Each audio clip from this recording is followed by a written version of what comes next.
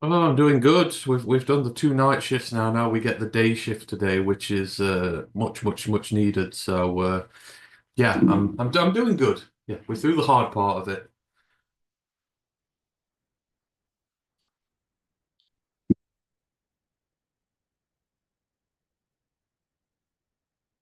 It does.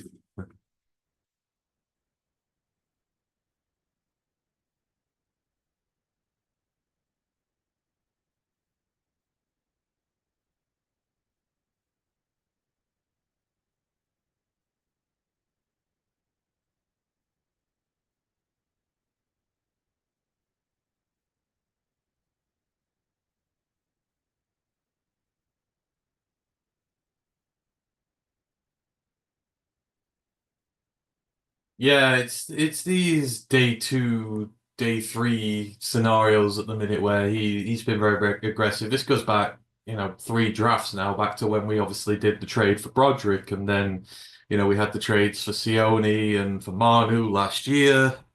And now you've got the ones for Ratledge and, for Tesla as well. And, giving up a fourth to move up three spots to get Ratledge. I mean, I get it. If they're your guys, it's fine.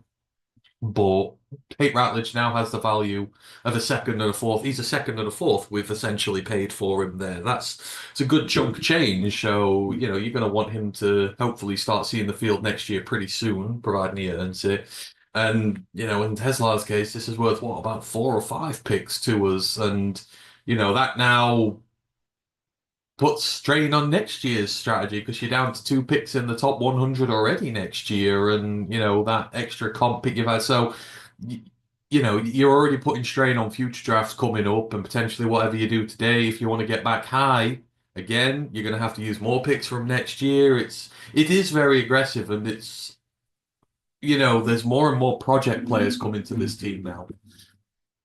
Day three, Brad used to, everyone says how great Brad is from the draft, and he is. He's wonderful, and I love it. But, guys like Malcolm Rodriguez and guys like that they put in were just bona fide starters. A lot of production, a lot of nous behind them. Amon Ra with the right picks there. Now it seems we've gone away from that, and we're going to more traitsy based picks. We're going to lesser known picks, and like that Varkey is not really played that much at Utah, and Tesla has not played that much at Arkansas, and we're giving up considerable capital to get these guys. So, and it's going to take years to develop them and see the end of the story. So obviously right now it's if they'll pan out, great, but as of now, they have not been panning out, and it just makes you think, I just like some of these picks where we're at and go back to doing the whole production thing again where we got these guys from. But hey ho, what do I know?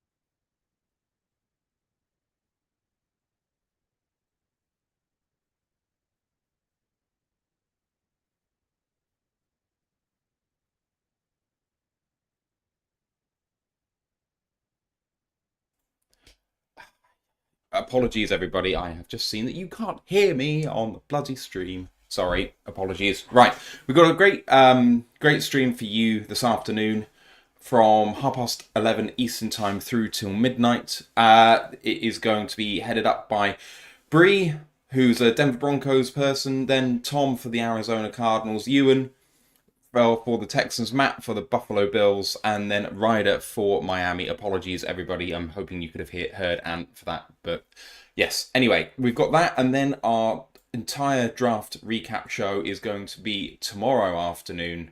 Well, tomorrow morning, sorry, Eastern time. It starts 7 a.m. Eastern. We've got Graham repping Tampa Bay and Ryan repping Indianapolis. And we may have one final guy after that, so I'm just working on the details. But we've got some terrific shows lined up for you, but we're going to get into day 2 right now. And Ant, let's start off with some superlatives. There are a few fairly big reaches yesterday. Do any stand out to you as some of the bigger reaches where you were like, oh my God, I can't believe... I mean, at this stage, because I can't believe that guy even got drafted, and some of these guys are going on day 2, or someone you thought might have gone in like round 6 or 7, and here they are in round 3 or 2. I mean, the one that immediately stands out me thinking about it, because I've not had a lot of time to look back on it so far, is the D tackles were going pretty early yesterday. I mean, obviously there was a lack of the Bills traded up very far for TJ Sanders. Obviously they lost out to us, but they wanted a guy, so I think that set off a market where he went, and then there were guys like, oh God, we've got to come up and get some of these guys, even if it means we're reaching a little bit. So the D tackles certainly, I think there'd certainly be some candidates in there. Going high, I mean, I really liked the move, but it was a lot higher than it should be. The RJ Harvey one stunned me in terms of the running back room when there was, like Cam Scatterboo and guys like that still to go. But I did mention at the time, I do really love the fit there for RJ Harvey playing up at the high altitude. I think he's going to really thrive up there, especially the way he plays. He's going to eat in that Denver system, but that was a lot higher than people were expecting. And the running back market didn't kick off like I thought it would yesterday after the two Ohio State guys went. I was a little bit surprised on that one. And then, I mean, the shocker was Anthony Belton. I love Anthony Belton. I am an NC State guy, but when Green Bay took him at that position, a part of me was, I know we had the guest on at the time, I was like, wow, like I get it. It's a great place for him to go. He's at one of the best offensive line coaching facilities in the entire NFL, and they will make a good player out of him. But in terms of where they got him at, they could have waited a long old time, and they probably would have still got him there. So, yeah, there were certainly some interesting ones, and maybe we can be lumped into this category as well as potentially having gone up high for somebody. Any others?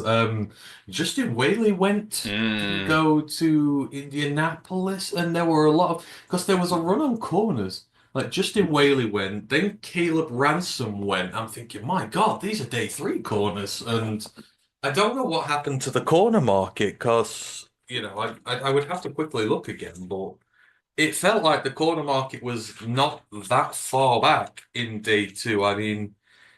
I guess it could be, but I think a Denzel Burke I don't think has gone yet. I'm not sure either of the Kansas corners went. Pretty sure Quincy Riley hasn't gone. I could be, because I missed a few picks while we were doing the interviews, Mm. but there were some for me quite big reaches on that day. So yeah, it was fascinating, but that's what we love about it. Yeah, I think one of the bigger reaches came right at the end with Caleb Rogers, the tackle at Texas Tech for Vegas. He Oh was yeah. he was in like the early 200s on the consensus board, but ends up going 98 here to Vegas. One team that's consistently reached on every single pick, according to this, is the Saints with Tyler Shook and then Vernon Broughton, Oh who's a name God, I yeah. just don't recognise, if I'm honest. Um, No, San I'm Francisco surprised as that. well. Nick Martin at 75.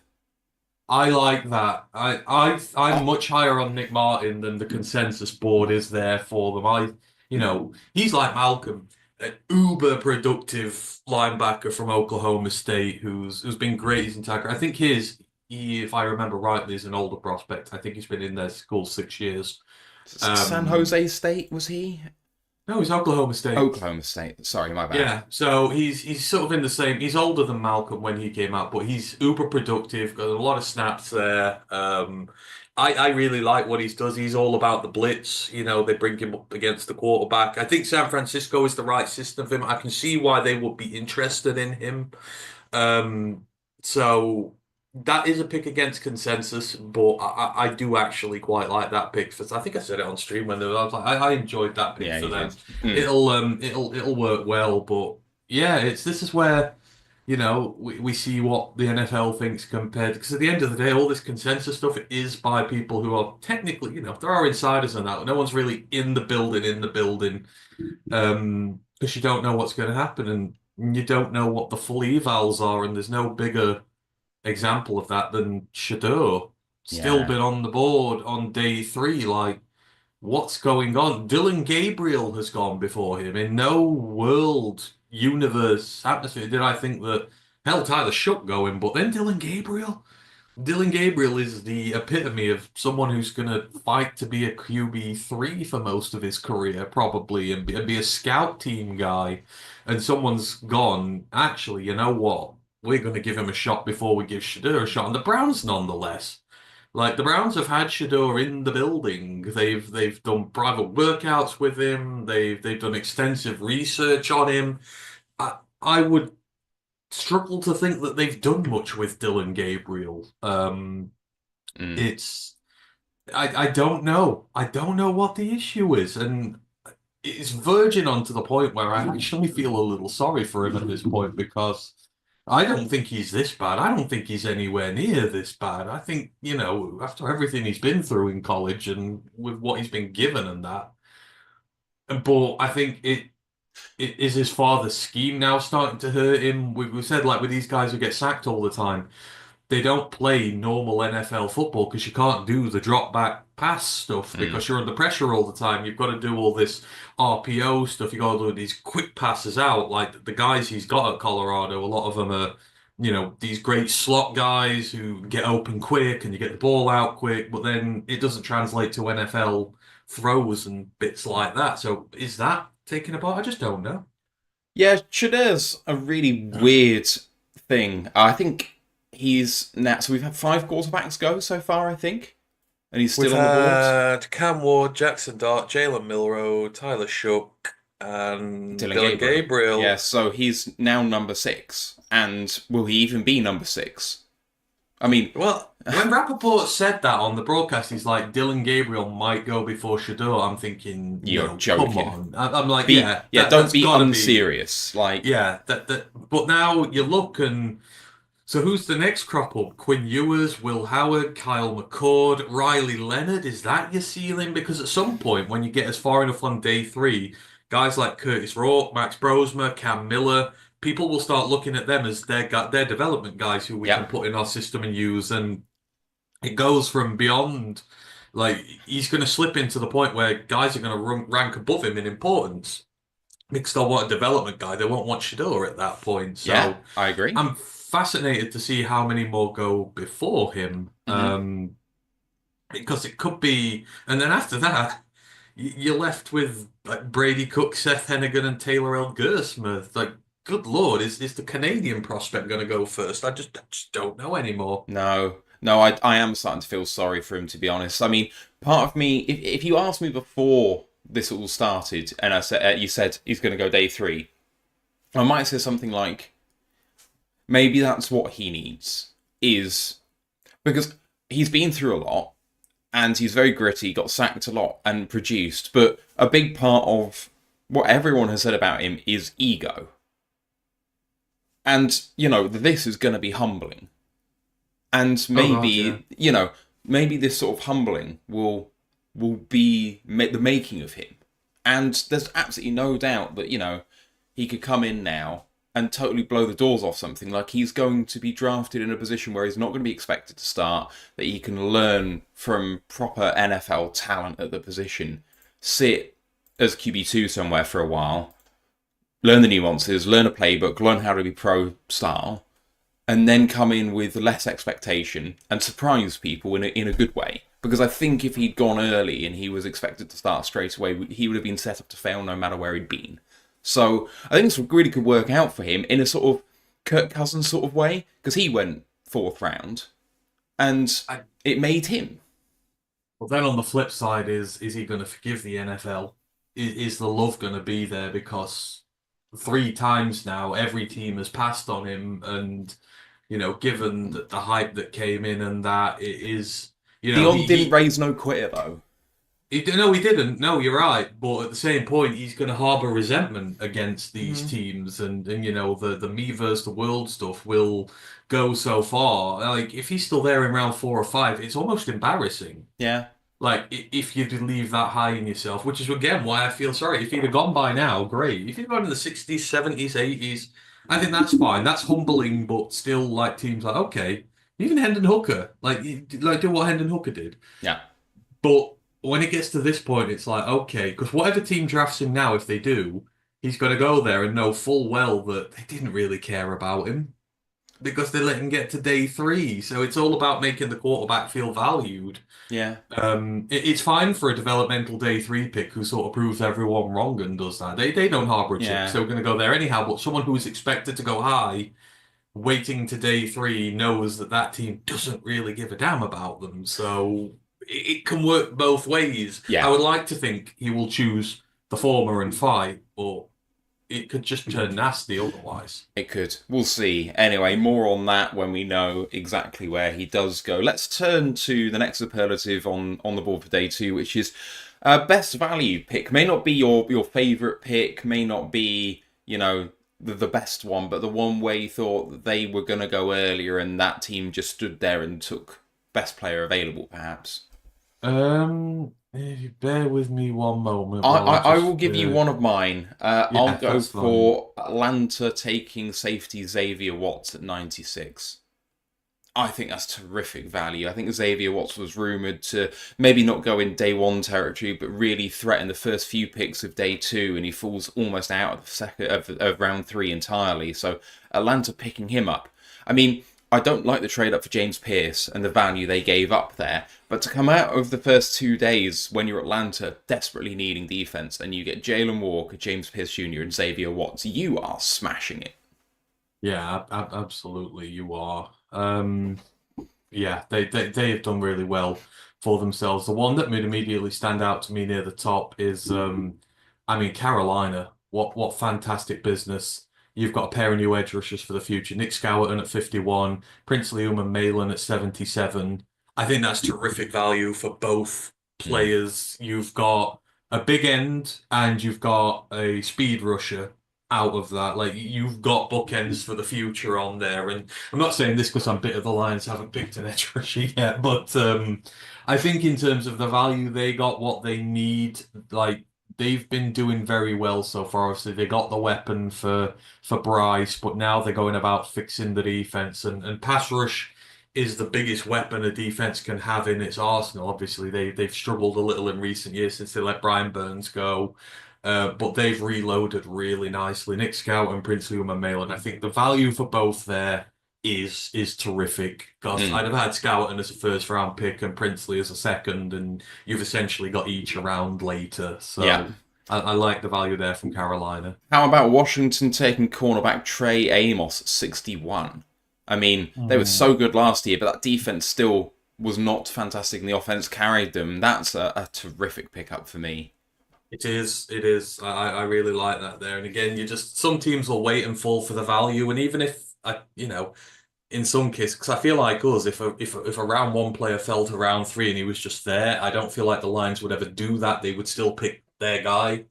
Obviously, it's a scheme that might not work, system that might not work, but I think you increase your odds. Again, you would hope your locker room was strong enough to be able to turn one individual around or whatever. But I mean, there's nothing wrong with Trey Amos. I think maybe he was over egged by pundits and stuff like that, as some were. Pundits are prone to doing that. So yeah, but it's great value for them. I think who else? In terms of value. Oh, there's drafts that I really liked. Value that you get there. I mean, obviously, Dallas's value was good for Donovan and Siobhan Ravel going down to 80 is, I think, it's with the injury, Mm. that is now terrific value for money. Because if you get him healthy and you get him firing the way that you want to, he is going to produce far more than a third round pick. Oh yeah. He's going to be a franchise corner for you potentially. So, they held the trigger just long enough, which is fine. And Donovan, you get a really good value at 44. A lot of people saying he should have been a 32 pick, but he was terrific value there as well. So again, I do like a bit what Dallas did after that Tyler Booker pick. They really did a good number on themselves. I love Seattle taking Jalen Milroe at 92. I know that he's not a player that a lot of people love in terms of. I'm not going to call him the best pick, but in terms of value, you get someone with his high-end traits. He's coming in as backup. They've paid, their quarterback a lot of money, but only for a few years. By the time that deal expires, maybe when you get to the end of Sam Darnold's deal, or maybe even the last year of his deal, you can cut him if Jalen Milroe's made the grade. And I mean, with the high rushing ability straight away, there's probably some packages you can put in there to start with. For 92, you've got someone who's going to potentially make a difference long term for your franchise. I think that's a great pickup. Yeah, no, I agree there. That's fantastic value again. So some really good picks on this day. Um, the one I will end on here, and the one that I really liked, and I hate it because it's Pittsburgh again, Yeah. but Yeah. Caleb Johnson is stunning value where they got him at. And Caleb Johnson is the epitome of a Pittsburgh Steeler. Like, he has been that Iowa offense for the last 2 years now. The amount of games he has won on his own, just a tough, hard style of running, and not necessarily behind the best run blocking offensive line in college football either. Like, the dude is just a game-changing bell cow. They tried it with Najee. It obviously didn't quite work with him. Obviously, they got some production out of him and that, but you go out to instead of going from the Bama school of it, there you go to the dirty, gritty Midwest and get your new guy. I'm really, really, really looking forward to seeing Caleb Johnson in that system. I think he's going to eat for days. And I think it's a perfect scheme fit. It's a perfect, mentality fit. It's just everything about it I really, really love. I think the Steelers knocked it out the park with that pick. Yeah. So it's just, and I think you got terrific value for him as well. Because again, guys like RJ Harvey had gone by this point, but I mean, I think you had him going there in the 50s and 60s, Caleb Johnson, sort of Mm. around the Ohio State guys. So, and because there's that many running backs in this year's draft, it's diluted it. There weren't as many running backs as I thought there would be yesterday, but sort of everyone's holding their powder kegs. But what that means is all that talent just completely sinks like a stone, and then you start getting some great offers. I mean, Cam Scatterboo is available on the start of day three. That whoever picks him up there is going to get the deal of a lifetime with him, and there's so many others that are coming through as well. Like, we're going to talk a lot tomorrow about good picks. We're going to be talking about a lot of running backs.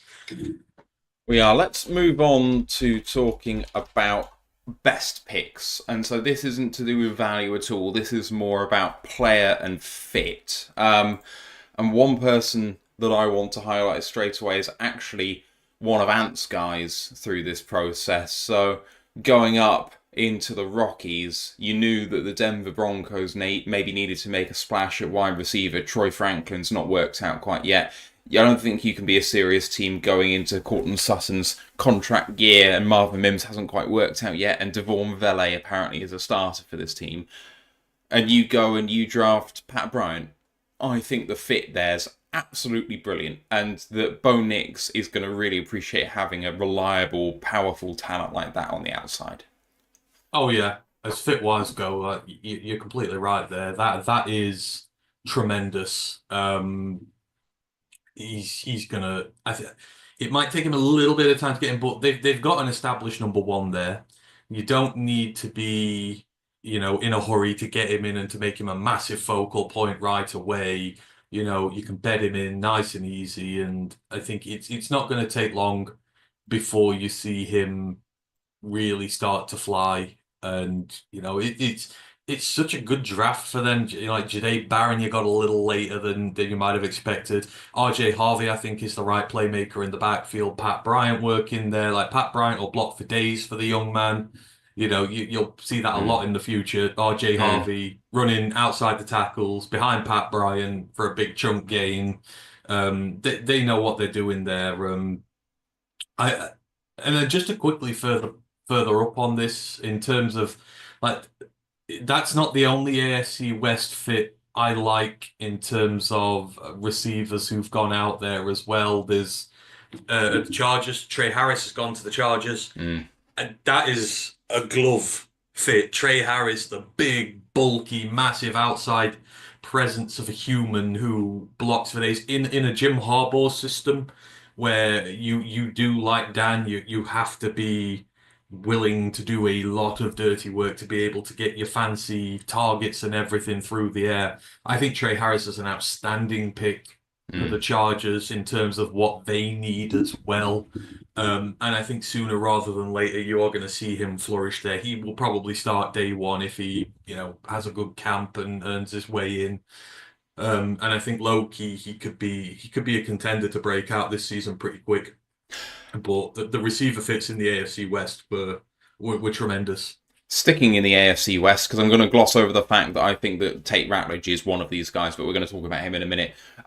One of my other picks I absolutely love in terms of fit is edge player Ashton Gillott going to the Kansas City Chiefs. One of my guys, one of Ash's guys in particular, but if you have a look at what the Chiefs have, if this guy comes in and just is the backup to Carl Aftis, in terms of play style, I think that they are actually fairly similar. I think Gillott's slightly carrying less weight than Carl Aftis, but similar mold of player. So instantly you've got some backup ability for Carl Aftis. But on the other side is Mike Dana and Charles Omenihu. Omenihu just coming off a big injury. Dana, he's good, but I think there's a chance for Gillott to even win a starting job in that Chiefs team, and maybe if not this year, then next year too. Not forgetting, of course, a former first round pick Felix Anduike Uzoma, but he's not really coming to his own yet. So I love Gillott as a fit in that defensive scheme. I think that it's going to do a lot for him. You think they overdrafted him? I know Consensus Board says they did. It was very early, at about 60. 66, yeah, I loved him. I was higher on him than the majority of people. I would have taken him at 60 myself. Okay. Well, again, quickly build off that. The pick after, Noel Williams to Kansas. I think that's absolutely fantastic as well. They like to play their zone scheme. There's 7 picks in the 7 picks in the FBS last year, most by a corner. The guy's an absolute ball hawk.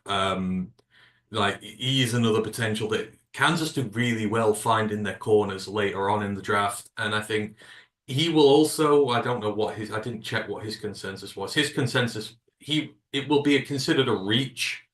I'm 99% sure, but I think it's perfect fit for them there. I don't think it is a reach on the grand scale of things. So Love Noel Williams. absolutely, I think with those 2 picks, they really did well. Houston got me. How much have they given 3 receivers to CJ Stroud, both the Iowa State guys? Then Jalen Lane, which completely, we talk about overdrafted picks. I completely forgot about Jalen Lane. That's one of the reaches of the century. But they've gone 3 wide receivers when they need offensive line. Now, obviously, Ursary is out there. I do like Arontari Ursary going out there. And of course, I love Higgins and Knoll going there. It's going to be good having those two. The continuity, they already work together. They know how each other plays. So obviously, they've committed to giving CJ Stroud all the weapons in the world. But then they did the Knoll one, and I was just like, okay, that seems like one too far, guys. But Yeah. they drafted well. I mean, if you have a look at their depth chart for Houston, I remember we've got a Houston Texans person coming on later in Ewan. They signed in free agency Justin Watson and Braxton Berrios. Tank Dell is probably not playing this season with his massive injury, so he's not going to be there. They also they signed Christian Kirk too, and then they've Yeah. got Xavier Hutchinson there already, John Mechie, and then Nico Collins. So you've got Collins, Higgins, Knoll, and then that not much behind now because anyone else who's already there. If you're not Nico Collins, sorry guys, like tough shit. Yeah. Yeah, absolutely. All right, It's shall we move on to worst picks? just one more last one for Okay, good picks. The Bills stealing Landon Jackson after 70. That's disgusting. I think Landon Jackson is going to do incredibly well in Buffalo, and yeah, the rich get richer in that sense. the rich get richer indeed. Right, worst picks, fits that don't make sense to you. Anyone stand out? It doesn't have to be about being overdrafted or anything like that. It could be a value pick, but it still just doesn't make sense to you. What do you think? The Browns going for Dylan Gabriel. What's that about? The Browns had a terrific draft up till that point. I love the fact they took Carson Schwessinger first, and then Quinshon Judkins. Then you get your hometown hero Harold Fanning back, or your home state hero, and you're doing really well. And then I don't get Dylan Gabriel from the Browns' perspective. The Browns need a quarterback for the future, which is fine, but Dylan Gabriel, really? I just don't see the fit there in terms of the type of quarterback they like, in terms of, Gabriel's quite a flair player, and I love, I like him a lot more than others do, but he just doesn't strike me as the Cleveland type. And what are Cleveland gonna start him? I mean, I guess you can bring the competition into the room, Mm. and see if he can fight his way for a spot there. I guess it's a flyer. Yeah, you can say, yeah, it's a flyer. Let's take a third QB this year and see if he can be more than what he's worth.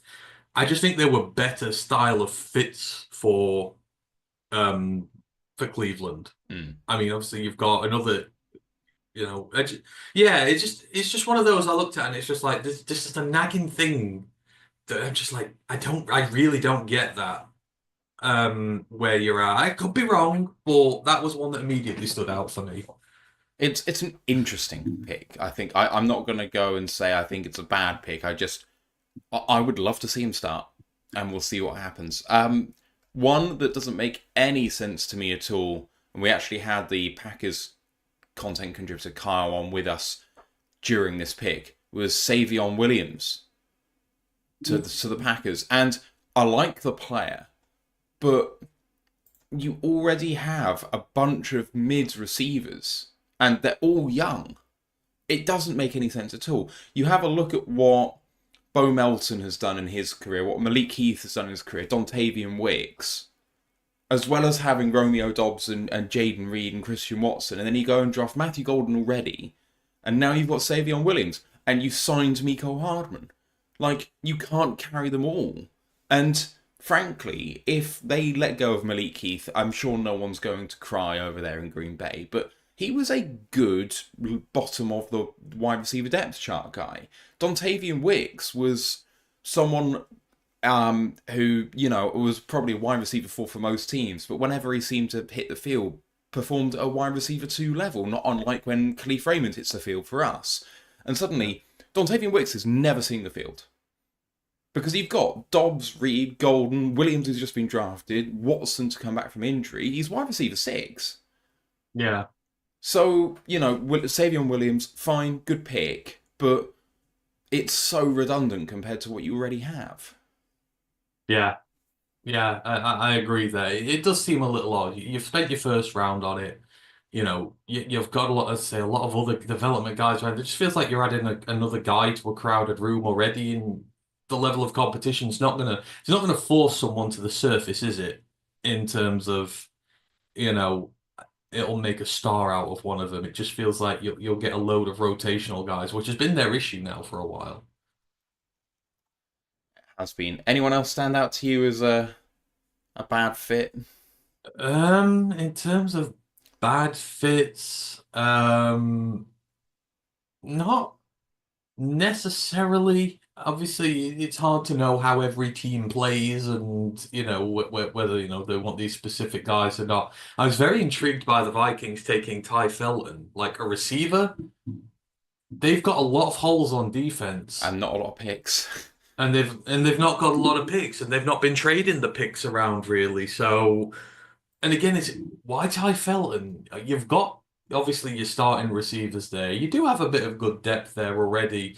That just feels like the odd one out in terms of he doesn't add anything new to that room. Like, the variation of receiver. They could probably, I don't know what you classify Jefferson as, just an absolute freak, but I guess you could do with another contested catch guy over there. Or a downright speedster. I guess they both are, but Ty Felton just again was another one where I was like, I see other guys and I'm like, I feel like there's better fits there, but of course, I don't know the scheme they play. I don't know the system they play. I can only go off my gut, but it felt a little bit, it felt a little bit wrong. And again, I'm delighted they're not backing up their defense anymore. After all the money they invested in D tackle and that, I'm thinking, God, a few high level picks in the draft, and it's going to be tough. But so far, they've shown no inclination to sort that. Yeah. All right, let's move it on to the Lions pick specifically, and then we're just going to go very briefly, team by team, have a look at their draft class so far, and just give our overall thoughts. 57, the Lions trade up for Tate Ratledge. They trade 60 and 130 to get 57 and 230 back to go and get Tate Ratledge. Ratledge, who is 6'6.5", 308 pounds, 25 on the bench, super explosive, very fast for a guard, very agile. He was one of the higher ranked pure guards and in the entire NFL draft class. We gave up a lot, but no matter what, he's in the building now. What do you think? Right, so we'll put the trades aside for this and look at the player. Now, obviously, when the Lions draft a player, 100% our guy. Tate Ratledge, I really, really like Tate Ratledge.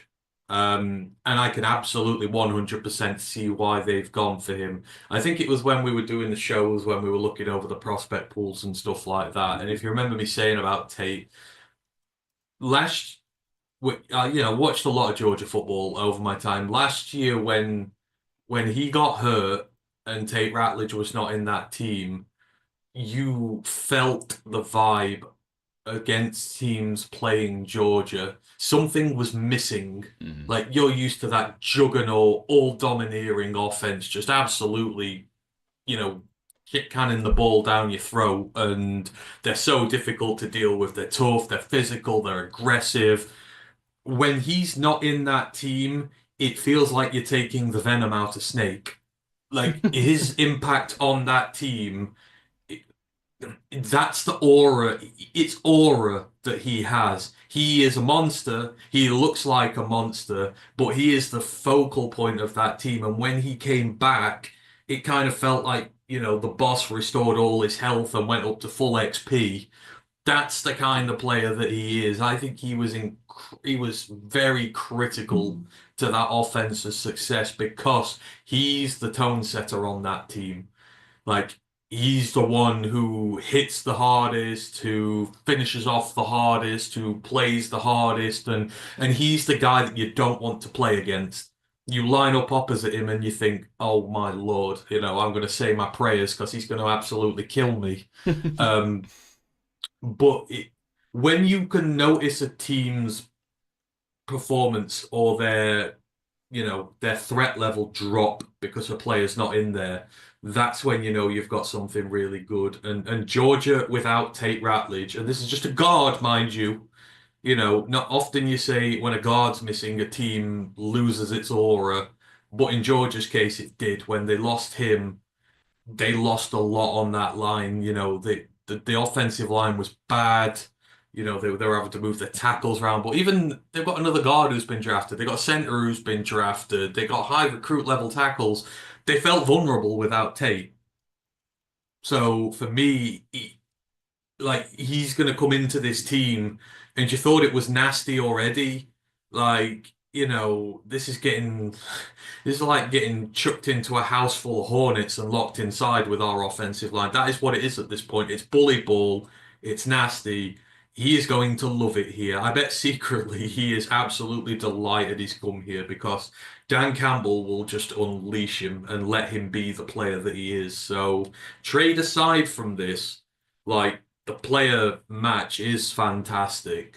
And, they did knock this one out the park. I've just tweeted it because I've just seen it after having a look at PFF.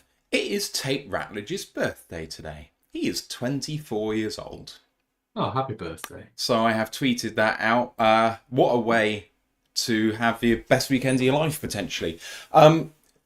I profiled him for the show when we did offensive lines, so I feel pretty qualified to actually talk about Tate Ratledge, which is why I was quite so excited when we drafted him, which is why I had to do the alcoholic forfeit when we did draft him. It isn't all good. There are things that he needs to fix. Specifically, he has issues with quick twitch players inside beating him on the first step. There's a couple of instances on tape where he just gets beaten with explosion in that first step. So we're going to need to do some polishing when it comes to that sort of thing.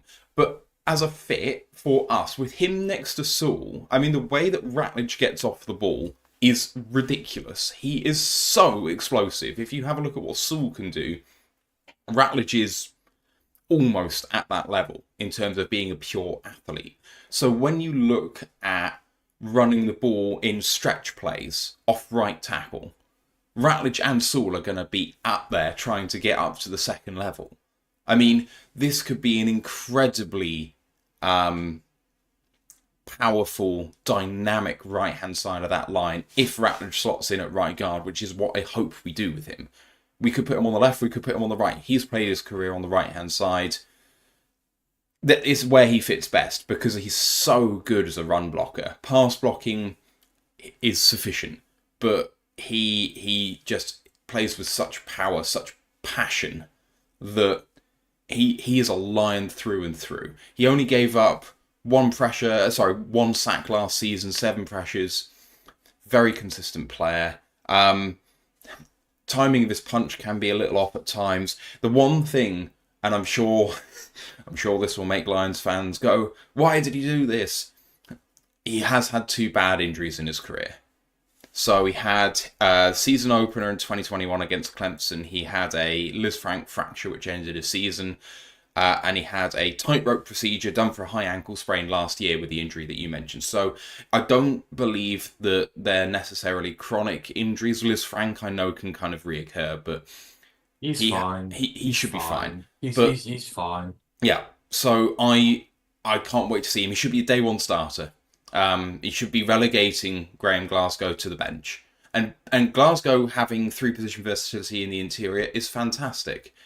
If you want to start with Glasgow and bring Ratledge through, or if you want to start with Ratledge and Glasgow and bring Mahogany through, fine. I'd rather go with the young guys, with Mahogany and Ratledge, to be honest. Yeah, at this point, I'm all behind a Ratledge Mahogany thing. Again, you'll want to pay all these star players on our team.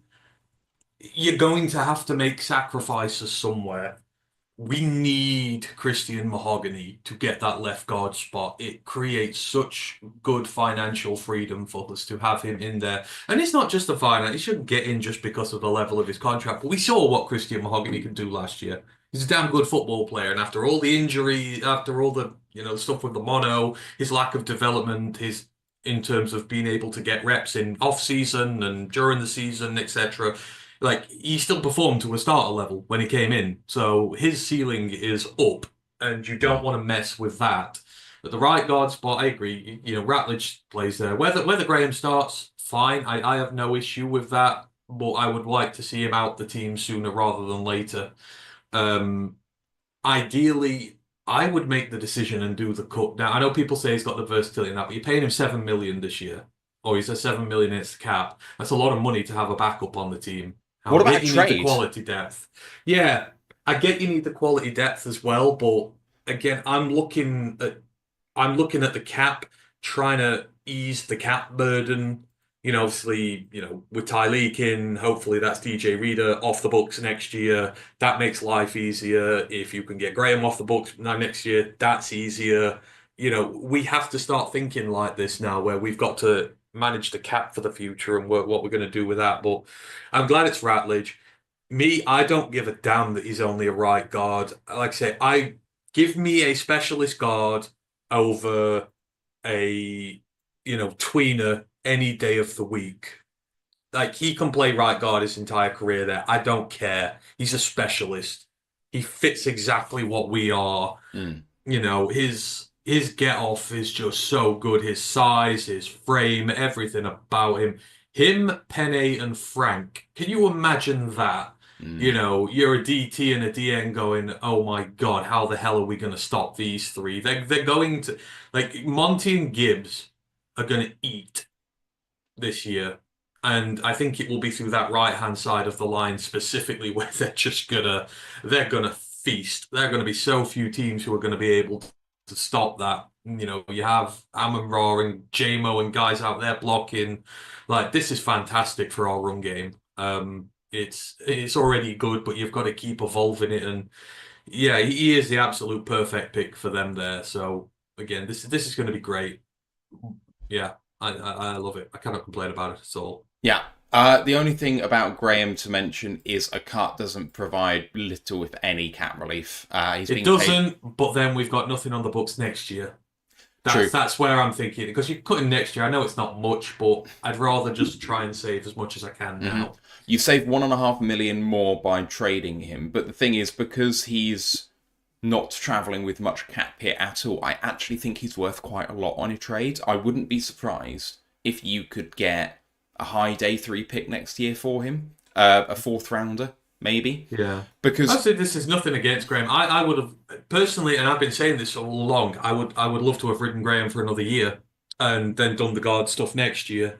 But I think you've now put yourself in a situation taking Tate so high where you can't leave Tate on the sidelines. But Christian Mahogany has done nothing to deserve been dumped onto the sidelines, and we want him to play as well. So I think you've kind of expedited the issue here. yeah. And you get yourself a backup centre today and do the depth thing that way. All right, so let's talk about the next pick for the Lions then. At 70, the Lions trade up to take wide receiver Isaac Tesla. Isaac Tesla from Arkansas, converted quarterback. He is 6'3.5", 214 pounds, put up 17 on the bench, which is impressive for a wide receiver. Elite explosion, almost 40 on the vert, over almost 11 on the broad. A 405 shuttle is ridiculous. 443 in the 40-yard dash. So he's tall, strong, fast, agile. He's pretty much a perfect athletic prospect. But you gave up 3 third-round picks to get him, which is, even if they're low third-round picks, that's still a heck of a lot. And aside from that, you're talking about a man who at college has played a very limited number of snaps in the position in which he's going to be playing in the NFL. So, and I know that you're still processing this, but what do you think of the player and I guess the trade too? Again, this is all prefaced by saying that Brad Holmes knows this a lot better than I do. So much better than I do. I'm just a bald guy on the internet with an opinion. But I like to think I do watch a lot of football and that, I can at least facilitate the argument that I have very well. And I just look at it and I don't get it. I don't think there was a rush for his services. Just like I don't think there was a rush for the services of Giovanni Manu and Sione Varchi when he made these trades. I get that you have your own guys and you will do anything to go and get them. But as we mentioned now, not only have you really put yourself in a hole for this draft because I know you've got 5 picks later on, but even combined together, how far you can get up to get them, is not that far. But you've also messed up next year's draft as well because you've got two picks in the top 100 next year now, and that is it. You're going to have a big ass gap, and especially if we do well again, we're going to go from late second, maybe 50s or something. We're going to be looking at the 120s, 130s, before we pick again after that, which is a big gap, Yeah, depending we're on going how to do what next we year do every goes. year now. So you have people like the Saints who push all of the cap into the future, and that's who they are. We're going to be constantly borrowing from our future picks to fill up the gaps that we've created for ourselves, and then we'll do the same the year after that. Exactly, and we need to supplement this roster with rookies, like you say, the good franchises. Supplement the roster with rookies, and get out of them. The thing we've done with all these trades now, going back to Broderick and then Manu, Varkey, now Tesla, guys like this, we're putting a lot of picks into these guys, like three, four picks per guy, and we're then taking away the ability to be able to put genuine depth on this roster you know, year on, year out. I know we've got the smaller classes, and that's what we should be with. But now you're going to get five. Let's just say the board falls how it does. You're going to get five late day three guys. Like odds of them making the roster, one, two, possibly three might make it. Who knows? But that sweet spot in rounds two, three, and four, where the value is, etc. It just feels like we're moving a lot of picks around for specific guys, and we have yet to see any of these pay off. Now it's early days, like with Varkey and Manu, it's only year two.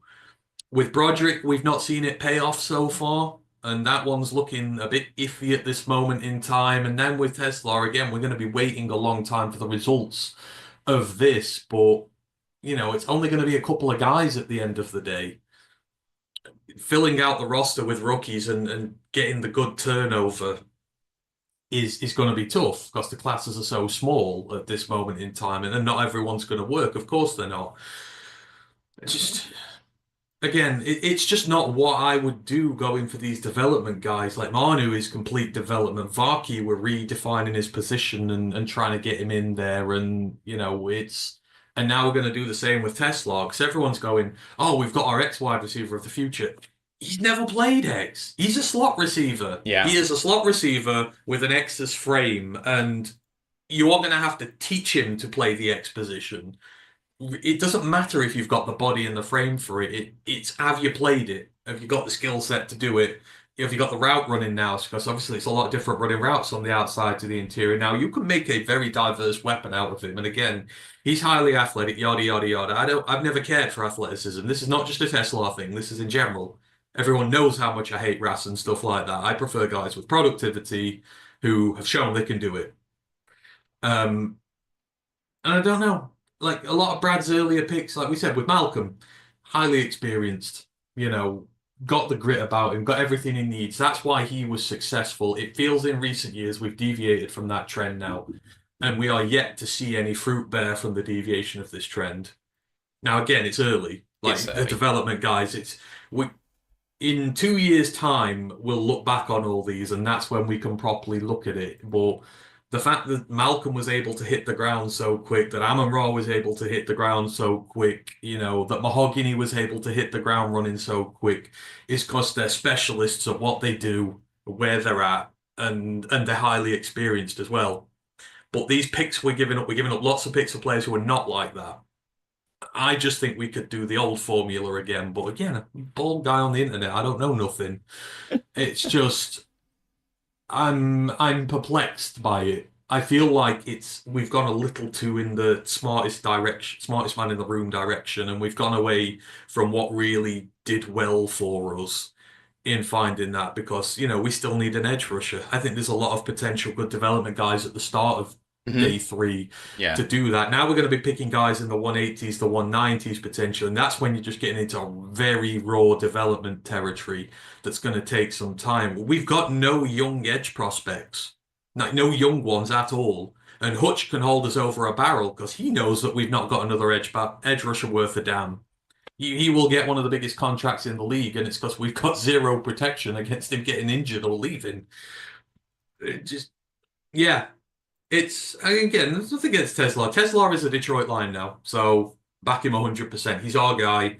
we will fight for him till the bitter end against everybody, and we hope that he absolutely destroys this league. It's fine. It's just I'm not. I would have done different. I'm not particularly happy with the way we do it, but that's that. We have a right to. All I would say out here is when people then just go, "It's Brad, just trust him." You need to be able to have a healthy conversation about both sides of this. Hmm. I noticed last year, because we do content creating a lot, especially doing other channels and that people who, critique Brad, and a lot of the stuff about Brad is just pure critique. It's personal preference, it's stuff like that. The way they're shut down and no discussion is allowed to be had about it, that starts to fuel the big criticism you see. That's where you get these very hardliners who don't like Brad and think they don't know what he's doing, because people who do like Brad will refuse to have even the slightest amount of a conversation about him potentially not doing something right for a change. So just keep an open mind about this. Have the conversation. If you think it's fine, then great. If you don't, like me, I'm just I will critique this. I still Hmm. love Brad. I still think he's the best GM in the league. I just am a bit skeptical about this new method that we're using to get these specific sort of guys and the type of guys they are. Yeah, so he played 79% of his reps last year in the slot, 21% out wide. So it's not like he's not done anything at all out wide, but it has been more limited than what he's done before. I'm just checking the stats here to see whether there is a no, See, okay. Adam Armstrong was the ex at Arkansas. Um, but So, in terms of the reps that he played, he didn't play outside basically at all until the last three games of this season, where he played about 50% of the reps outside against LA Tech and Missouri before the bowl game against Texas Tech, where he went back into the slot. So, he only has played in his career. Um, I've moved away from the right thing here. In his career, he's played 1,085 receiver reps. And ain't a lot. Like, he's just super raw. He needs to be taught how to play the game. And he's very, very smart. He was a converted quarterback, and he was a good quarterback. He went to Hillsdale College, where he was the Offensive Player of the Year in 2022 in the Great Midwest American Conference. He was the quarterback at Unity Christian High School in Michigan. He was on Bruce Felton's freaks list. 545 yards this season for Arkansas, 3 touchdowns. I watched the game where he had his kind of blow up against Texas A&M, where I think it was the first series of the game, he had a 75-yard receiving touchdown where he runs a deep out, showed good long speed, very physical route, great ball tracking, runs it in for 75-yard touchdown. Like, that puts out on tape exactly what he can do. But yeah, it's consistency, reliability. It's the stuff which comes with only having run 1,000 routes on the playing field. Obviously in practice he'll have done a lot more, but actually in game, how are you with running all of your reps as deep as they're meant to be, that the cuts are as sharp as you want them to be, or they're nuanced? What about head fakes and all of that sort of little bits and pieces which turn you from a mid receiver into a fantastic receiver?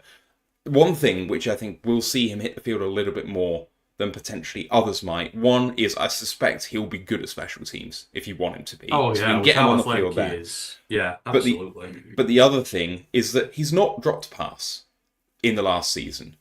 I know that he didn't have a huge amount of reps, but anything that was thrown his way, he caught it if it was catchable. And Dan Campbell don't want no turds. Well, turds drop passes. At least he's reliable with his hands. So, Yeah, I think that's a very subjective to don't drop passes. I don't know. But it's not good. There's a lot to like. And there's a lot of raw development talent there to be had. It's can they convert that raw development talent into something? Like they've tried it once with Broderick so far, and it has not worked. mhm. So now obviously, with Colby, it's not worked. It's so, it's again, I trust the process. I really, really do, but we have to just look, and we have to be sometimes honest about things and say, right now, obviously you can't see the plan right now. You can't see what it's going to be in the future. But could he be great? Could he be great off the bat? Could he shock everybody? Of course he can. At the end of the day, he's in a system with two bona fide elite receivers. In terms of fitting him into a system, it's perfect. You're in an elite offense, elite tight end, two elite running backs, two elite wide receivers, elite offensive line. Like, no one's going to give him a second look if he lines up one-on-one on a field against somebody and you scheme him open. Like, there's absolutely the potential for him to hit the ground running right away. So, we have to wait and see how this plays out. But, it's just I do think we gave up too much to do this because, we need those picks and we need to continue feathering the base because, Brad's thing is Brad has drafted too well. I know it sounds stupid, but all Brad's draft picks are getting signed to market setting deals. Where you get it right is you get the draft picks who get signed to average deals as well. Like, they've been average, they've done well. Like, you would think if Malcolm gets a deal, Malcolm will be a rarer example of, I think he will get a good deal here, like, that is not going to break the bank, and he's going to be an absolute stud part of this team for years to come. Like, those are the deals you need to hit on as well. Because for all the stuff about the day three stuff with Brad, it is hit and miss when you get past sort of the round four area. When you go back, obviously, there was only Jamar in 2021. I love Jamar. He still knocks around, but he's obviously not here.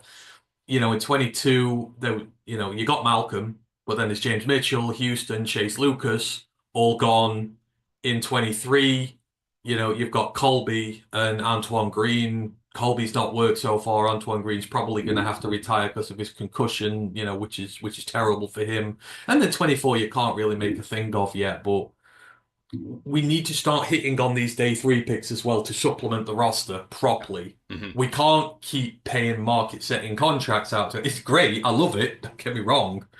But we got to find a good balance as well, and getting rid of all these picks sort of in this nice little middle area that we're doing to get these guys is hemorrhaging our ability to find talent that will be good and will get good contracts and will really flesh our depth out.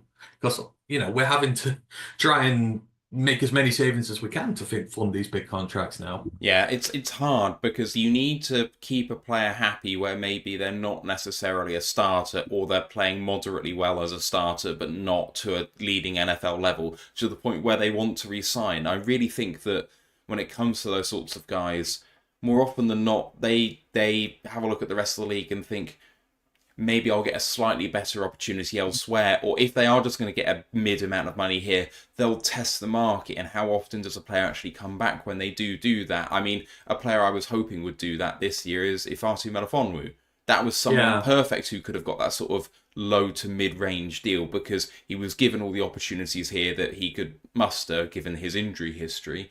But because he's got a little bit more money elsewhere and because he's probably going to be a starter pending the draft picks that are made, he's no longer here. And it's hard to keep those players happy. And we might have the same problem with Barnes and Levi depending on how they perform this year. Obviously, we've got the good one-year deals for them. Well, Barnes has re-signed, isn't he? Oh, Barnes has re-signed. Sorry, yeah. It's like Barnes is a good one. Like that we need more of those. And obviously Barnes is a fourth round pick. Has worked out very well for us eventually, which is great. But Levi might be the same problem. If Levi has another good, healthy year, we will want to give him a decent amount of money, but there's always a crying need for good D tackles in this league. And I say someone might just overpay a little bit, but it's if these don't work, theoretically, if Farkey, Manu, and that don't pan out how they do, then it's going to hurt us long term because we're not going to get the production from the back end of the draft that we want as well to supplement the high-end talent at the top of the draft. Now, again, I'd rather have a GM that just hits at the top all the time and creates superstars and studs. That's fine, but you know, I want us to be a successful team who wins Super Bowls. I want us to be able to do it all the way through. Yeah, we are rapidly churning through our time, so let's briefly have a look at the draft classes for each team and then have a very short look ahead to day 3 in terms of, I guess, for the Lions, because to be honest, too many teams, too many players to focus on anything else at the moment. So starting with Arizona, they've got defensive tackle Walter Nolan at 16, cornerback Will Johnson at 47, and defensive end Jordan Birch at 78. That feels exceptionally solid for Arizona. Yeah, no, it does. I love the Walter pick. I've already mentioned. I think he's going to be fantastic for them. Will Johnson. I mean, I guess we didn't talk about value picks. It all depends on his knee. But if he becomes even an average, if he hits, like you talk about his floor and ceiling, if he hits his middle, like his ceiling is top five corner in the NFL. Like that's how talented he is. If you can even only get 60, 70% out of him, you are going to have a solid starting corner for 6, 7, 8 years, and getting him with pick 50 is, oh, for 48, but essentially pick 50 is tremendous value for them. I think they overdrafted Jordan Birch. That just put a little dampener on it for me. I think that was a little too high. But overall, Arizona have done a very solid job with their draft, given that they don't have the most picks in the world either. But I really think they've maximized them. Even if Will Johnson does average in terms of production, but his knee means that he doesn't see a second contract, so he plays for 4 years at a good to high level, that's worth it for 47 for me. So yeah, good stuff for Arizona. Atlanta, edge rushers in Jalen Walker at 15 and James Pierce Jr. at 26, and then their only pick yesterday, Xavier Watts, safety at 96. I mean, again, we can debate about the trades, but just in terms of the players, that feels like they are really fixing a big issue they've had for years. Oh, sorry. Atlanta fixing big issues on their defense with two edge rushers and a safety. Oh, Atlanta, yes, sir. Sorry, one moment. Let me get back to my list there. Walker, Pierce, Watts. Yeah, that is solid. Obviously, take the trade aside for Pierce and the first next year. We've been very crystal clear. The lack of sacks has hurt them. Half a decade without someone getting more than 7 sacks. I know I keep saying that fact, but it's just incredulous to me that you go through such a long period, especially for a team that when they bought Kirkin was essentially going for it. But it always felt like they'd not done enough on that defensive line, like they invested quite heavily in the offense. It didn't feel like they'd ever done enough to the defensive line to back up that candidacy. And you've seen how weak the NFC South's been, and no one's been able to sort of come across the top of that apart from Tampa Bay, and Atlanta have struggled to stand up to them. They finally fixed that. So that is a big talent infusion there. Pierce, if he hits his ceiling, is really good value, and I will stand by that in terms of where they got him. And Xavier Watts, absolute ball hawk, man. Like, one thing they do good for the DBs there. That's a massive upgrade for the safety room. Yeah, they needed to go defense heavy in this draft, and I love the 3 picks they've got. That defense, day one next year, is going to be a lot more dangerous than it was the year just gone. Baltimore, Malachi Stark, safety 27, Mike Green, edge 59, Emory Jones, tackle 91. I'm not a big fan of Emory Jones. I don't like that pick. But getting Mike Green at 59, obviously he's fallen because of his character concerns. We thought he might go top 10, top 15. If he doesn't make more trouble for himself and there's no legal repercussions from what may or may not have happened, at 59, what a talent.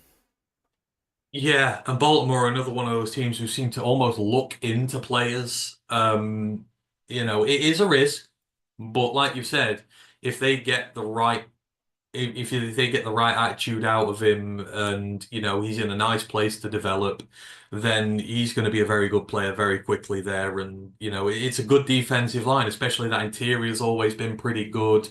It's a very talented team. He's going to be in a winning culture, a winning environment. So I like it for the value alone. They've got tremendous value there. Obviously, we talked about Malachi Starks and Hamilton are going to be menaces, and as our guest mentioned yesterday, people forget about Ardarius Washington, a huge success story there for them, given where he came out in the draft. The just secondary is incredibly dangerous. I'm with you. I was surprised when they were talking about Falele and the need to maybe replace him next year, because Falele took so much tap when he came out the draft as a tackle. I remember people said at his size and height, he was clumsy, like he was raw, and they overdrafted him at the time, I think it would be fair to say, but the job they've done with him has been absolutely phenomenal. And I would be shocked if they wanted to move on. I guess they do make the argument, will he ask for too much money? I think he shouldn't. I think that organization took a big leap of faith on him and have turned him into a player that a lot of other franchises would not have. He'd have been forgotten about by now in a lot of other teams. You would hope he gets paid there. I don't think Emery Jones is the answer to that.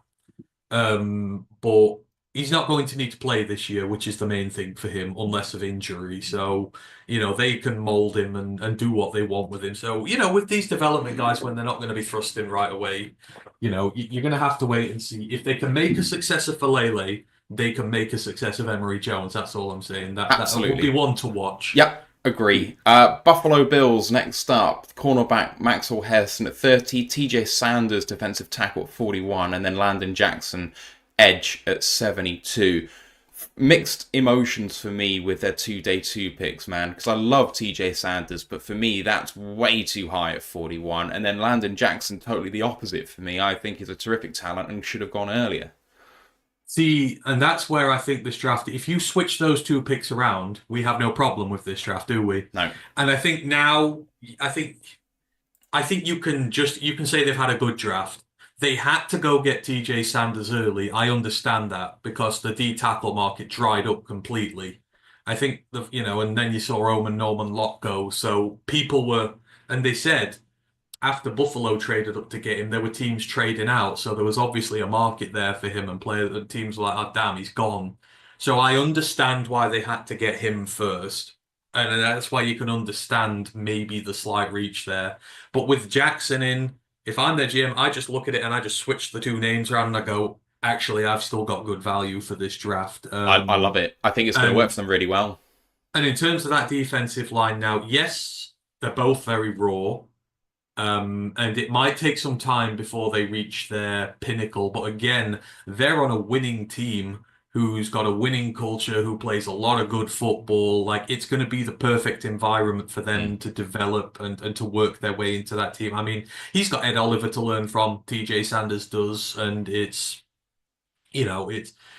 Buffalo can get away with that because I think they'll be able to just rotate them in gently. And Landon, I might surprise a lot of people. He is, again, athletically gifted and he could just hit the ground completely running. But I think they've done a good job drafting. Again, I like Hairston going there. I think there's a lot of good player fits. So Buffalo have done well for me. And I mean, Landon Jackson can learn from Greg Rousseau. They are not, for me, dissimilar prospects. No, they base on their speed.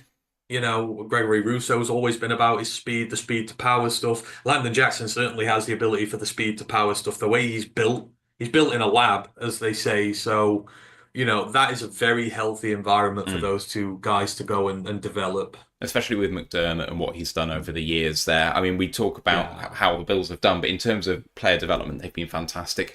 Next up is the Carolina Panthers, wide receiver Tetrio and McMillan at 8. Edge players both for the next two, 51 Nick Scowerton and 77 Princely Umar-Mainlan.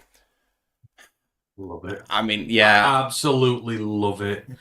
And again, I know I really want an edge and I look at it, but again, and I mentioned it earlier, I'll be very quick about it. I like the builds.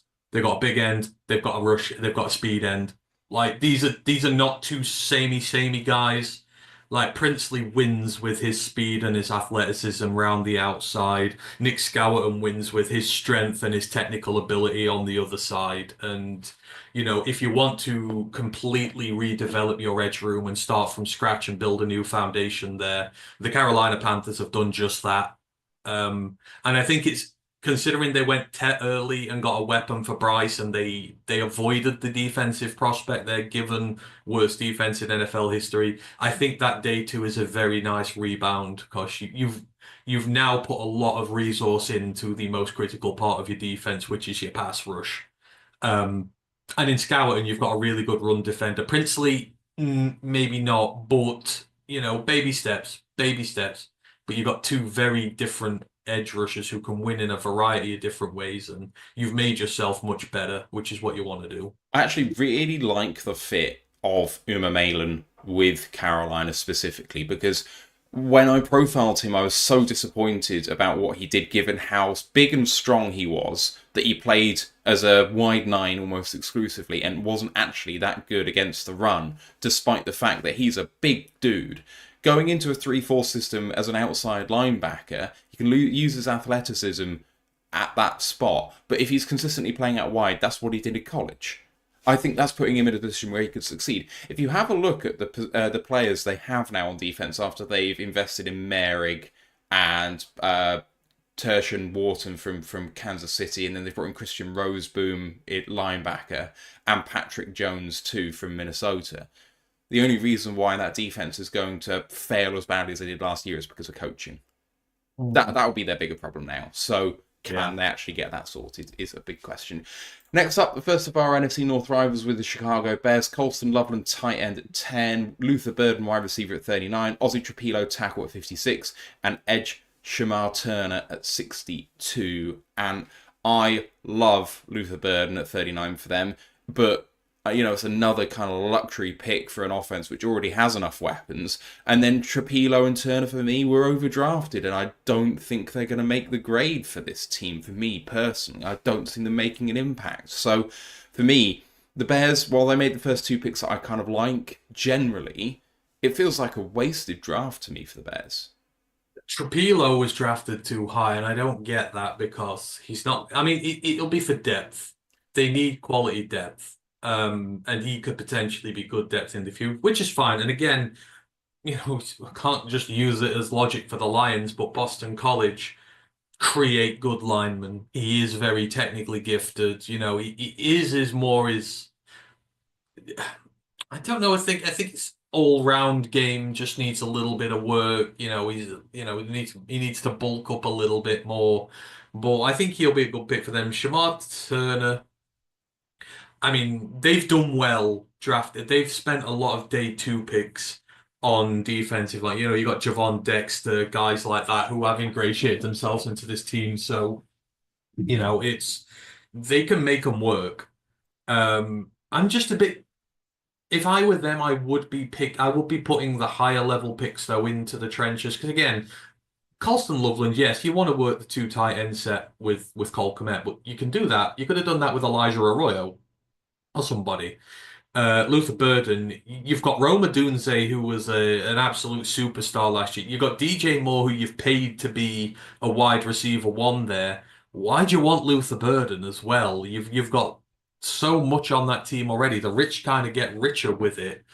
And then your trenches, you leave, and this is why I think we're superior to Chicago. As I mentioned to our guest yesterday, 7 of our 9 trench players, Matt, we drafted. There are guys, and it may not make a difference, but that's why Detroit is so good. We've invested in our trench players. We've homegrown them. That's why they fight so hard. That's why they're so tough. And it's why they're so well drilled technically, because they've learned our system from day one.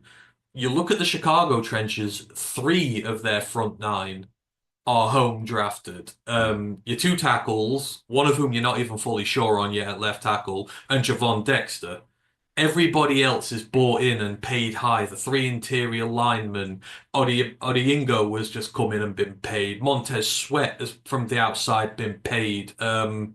The tackle they've just bought in as well. Christ, why am I forgetting his name? Grady Jarrett, bought in, paid.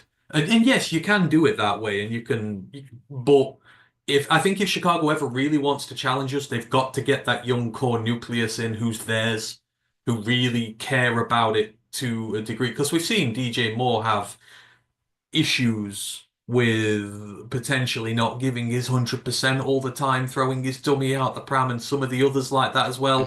Nate Davis, they spent 30 million on it, right? God, didn't really care there. It's not a system that's worked for them. So if I was Ben, and I don't know if these are Ben's picks, I know he's an offensive coordinator, he likes it, but for me, I would just be loading up on trenches and getting my guys on the trenches, not just paying guys on the trenches all the time.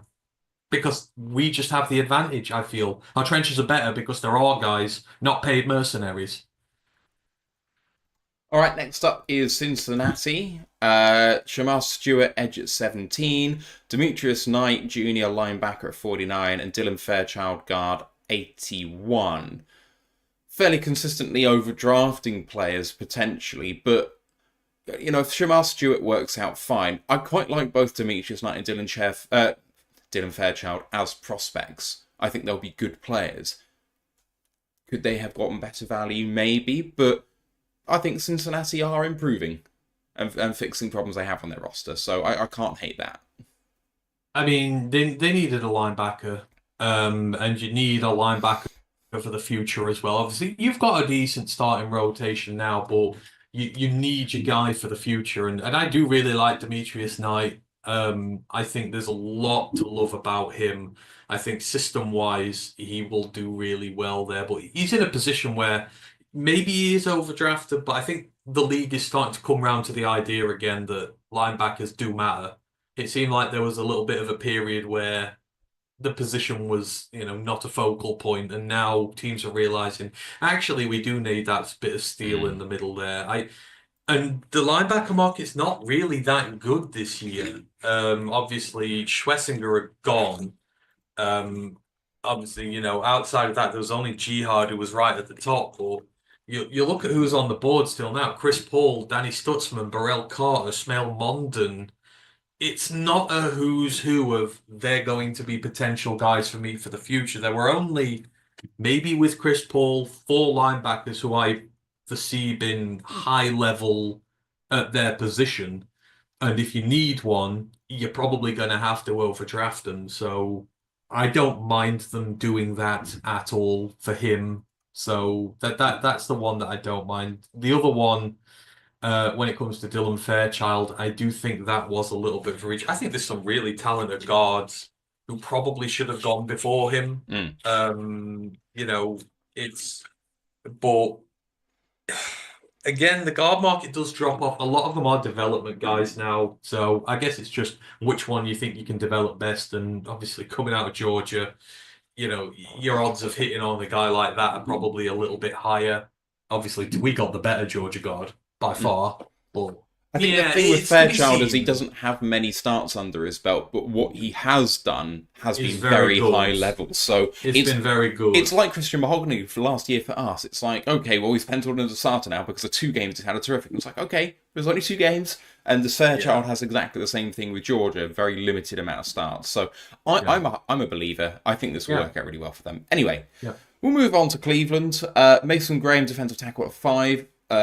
33, linebacker Carson Schlesinger. 36 running back Quinton Judkins, 67 tight end Harold Fannin Jr., and then 94 quarterback Dylan Gabriel. It's a interesting class, but I mean, if Gabriel works out, I like all of the picks. I mean, Judkins, I would have preferred if they went Travion Henderson, but whatever. It's much of a muchness. They're both terrific running backs. What do you think of the class? I mean, I think you must love this, right? Taking Gabriel aside, it's one of my favorites, purely, and I think Cleveland's done a tremendous job. Mason Graham and we've mentioned with Miles Garrett is just going to be tremendous. Carson Schlesinger is going to he's a do-it-all linebacker, and again, if you want to blitz him, which you can. Like that is so dangerous now, the weapons that they possess, and especially when Owusu Koromoa is back as well. Like this is insane. The amount of looks you're going to be able to give, because Jock can blitz the quarterback as well. Schlesinger can blitz the quarterback, and you've got two absolute monsters road grading paths out for them at the front. I love everything about it, and he will lead their defense for a long time to come. Quinshon Judkins, I'm in the minority here. I think he's way better than Travion Henderson ever will be. He was a star at Ole Miss and made a big move to Ohio State. And he's not got much tread on the tires because he's been splitting carries, but he's consistently been the better running back for Ohio State. I think the Browns made the right decision here and they got the right running back from them. And then Harold Fannin, he's an in-state hero. Like, he is Cleveland royalty, as they would say, out of Bowling Green. Hang on, no, he's out of Ohio, Boyd. But still, he's a good playmaker, and they needed another tight end. I like it. They've really they've got the steel in their defense, and then they've got some good playmakers for their offense. Gabriel remains to be seen, Mhm. but they've set themselves a good foundation for the future. I think they'll look back in 3 years and see this is a very good class. Yeah. Yeah, they've turned themselves from clearly rebuilding to on the rise, which is all they could have Agree. wanted out of this draft. Yeah. Dallas Cowboys, guard Tyler Booker at 12, edge Donovan Izaraku at 44, and cornerback Siobhan Ravel Jr. at 76. People will look at Booker and say overdrafted, but what a class that is for the Dallas Cowboys. I mean, Izaraku, one of the podcast's favourite guys, especially yours, and then Ravel, we've mentioned it before. Yes, there's injuries there, but the man might be a first-round talent. They've got him at the top of the third. That's terrific value. Yeah, no, it's solid. That's three potential starters. Like right off the bat, your first 2 days, you walk away with three starters. You're not going to complain. Obviously, Siobhan Ravel's going to take time, but you've got Trayvon Diggs, you've got Deron Bland, you've got guys like that there. You're going to be fine. Obviously, Siobhan, you're going to take us and you're going to develop him, but it's just the value you'll get for him is insane if he hits. Donovan, I mean, what better place for Donovan to go than learn from? You got Micah Parsons there. You got Dante Fowler, who's the wise veteran in the room. You got Sam Williams in there. You've got a lot of potential ways you can use this guy. And, Dallas have always quite valued the more pass rushing guys over the run defense guys. Now, Donovan can do both. I think he'll surprise people with that, but he's going to eat there. I do like what the Cowboys have done. Even if they overdrafted Booker, they've still got themselves three starters. Yeah, yeah, good drafting. Denver Broncos, they've got Jade Barron corner at 20, running back RJ Harvey at 60, wide receiver Pat Bryant at 74, and edge Savion Jones at 101. Mixed bag for me. Barron, we'll see. I like him as a prospect, but there's boom or bust potential there. RJ Harvey overdrafted, Savion Jones overdrafted, love Pat Bryant. So I'm mixed on Consensusly, this. vastly overdrafted. Yes. I think this. I love it. Take Savion Jones out of the equation because I'm not too keen on that. Jade Barron, RJ Harvey, and Pat Bryant is a slam dunk draft for them. RJ Harvey, as I said, is going to eat there. He is vastly underrated. I can see why they like him. He is going to perform really well. Pat Bryant is as well. And Jade Barron's just good value. You put him, Jade Barron and Patrick Surtain. You need a good secondary in that conference with Justin Herbert, with Patrick Mahomes, and now you've got Gino in Vegas, whatever's going to happen, but you've got to have a good secondary, and they've now got a great pair of starting corners there. So I think they've done a tremendous job, and I'm not really fussed about the running back value is so subjective this year. I just don't. Yeah, I find it hard to see reaches for the running backs this year. It's just such a subjective value thing for them. Yeah. But the two playmakers, fantastic. Detroit, defensive tackle Tyreek Williams at 28, guard Tate Ratnage at 57, Isaac Teslar, wide receiver at 70. Taking a step back, we've talked about the prospects individually. I low-key like the class. Never mind about the picks that we've wasted here or there to go and get some of these guys. I'm a believer that at least the first two could be really big contributors for us. And then Tesla, let's see, but I've got an open mind. Yeah, we'll take Tesla is to be decided. The other two, it's like poking an already angry bear with an iron pole. It's like you're just putting even in a unit that's already nasty and aggressive. You've just put two very nasty, aggressive guys in there again. You're just making such a tough unit. And again, that offensive line is just it. I just keep using the word nasty because it is. They road grade. They beat you up. They make you feel like you don't want to play football again. Is the term, and you're just adding Tate Ratledge into that, and you're adding Tyreek into that. And you're like, it must be to run against us and to defend the run against us is a very painful experience, and we've just made it even more painful. Yeah, it's a Lionsy draft, and what more can you ask for? Green Bay, Matthew Golden, wide receiver at 23, tackle Anthony Belton at 54, wide receiver Savion Williams, 87. I low-key think this is one of the worst classes so far. I don't really like any of the players and fits, personally. Belton is maybe the one that I think could work out the best, but you got him 60 places overdrafted versus consensus at 54. Like, I hate this draft. For Green Bay fans, I love it as a Lions fan because I don't think they've gotten any better. You've picked three development guys. I don't, and Matthew Golden will probably start there, but he is very raw and needs developing. The same with the other two. So you've not immediate. I mean, maybe Golden could be an impact starter, but in terms of impact starters, you don't maybe see any there. In potential of guys who could be really good in a year or two's time, oh yeah, you've got all the potential in the world there, but they've very much gone down the more development than initial talent route. And obviously those drafts take longer to surmise what they're going to be. So, that's what they've done this year. That's fine. But yeah, on the outward view of it, it doesn't look great. But in a few years' time, we may change our tune if they get it right. And like I say, with Anthony Belton, it would not surprise me if they turned him into a stud at the next level. Houston Texans wide receiver Jaden Higgins at 34, tackle Ariante Ursary at 48, wide receivers Jalen Knoll at 79 and Jalen Lane at 97. Another draft that doesn't make sense. Now, I like this better than Green Bay because I at least believe in Jaden Higgins as compared to Matthew Golden. Ursary, I'm up and down on. Some people love him, some people hate him. I'm somewhere in the middle. I think it could work, but I'm not sure I would be banking on him working day one. But in Nolan Lane, I already think you have wide receivers of that quality. They needed wide receivers because of, but I don't think that's hitting the mark. Higgins, yes, that's great. That's going to work really well. But I think they could have done better. I think the Jalen Lane one's the funny one. I can get Nolan Higgins, get two new weapons in there. And of course, not everyone on that roster is going to work.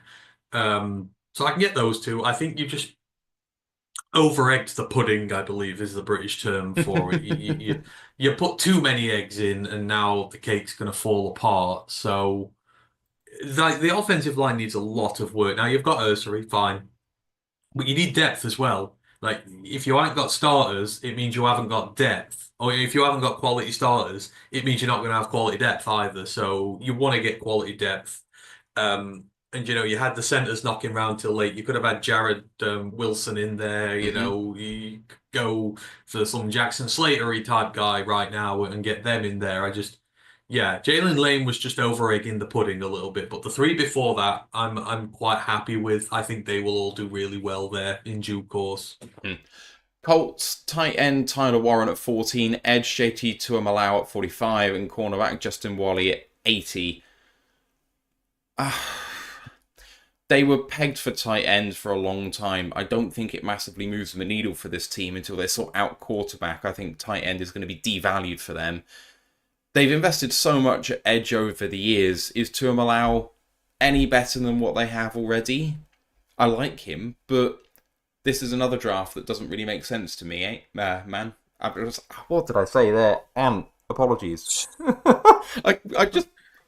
I'm not with it. We've been doing this a long time over the weekend. We're allowed a faux pas every now and then. The indie draft it's interesting again. I mean, so I think getting Tyler Warren's great for them. They needed a tight end. Like, you've got to fix that obvious roster need there. And some may argue you got the best one at 14 rather than the second best one. I don't think so. But with Tua Maulau, I think that is a proper indie pick. That is. I mean, he has got versatility alongst the line. It might not just be at edge they play, and they might shift him inside a little bit as well. But he is that also gritty, dirty work type guy that Indy really values. So I'm not surprised that they went for someone like him. And I think you got decent value for him there as well. The Justin Wally one is interesting because, me and Ryan, we watched that Minnesota team a lot last year. We're very emotionally vested in that Minnesota team. So I would like to think of this as a big opportunity for him. Like, I will not complain seeing these Minnesota, and Mile Marker is in there as well. I'm sure Mile Marker was delighted to see one of his Golden Gophers go so high. I'm rooting for him. There is a lot of potential for him there. Minnesota have been very good at developing these DBs as of late. You know, Koi Carp's going to be a massively big pick in a couple of years' time when he declares. So the caliber of coaching's there. They're very well trained. They're good technicians. He's a good athlete. That could low-key be a sneaky good pick from them because again, when you get to this point, draft, which player is better than the other becomes even more subjective because the lines narrow a lot. So it could be one where they have overdrafted him, but then it could also be one where they caught on to something good before anybody else did. So I will always back Justin Woolley in that situation. Next draft class is Jacksonville with Travis Hunter, the athlete, at 2, cornerback Caleb Ransor at 88, and tackle Wyatt Millam at 89.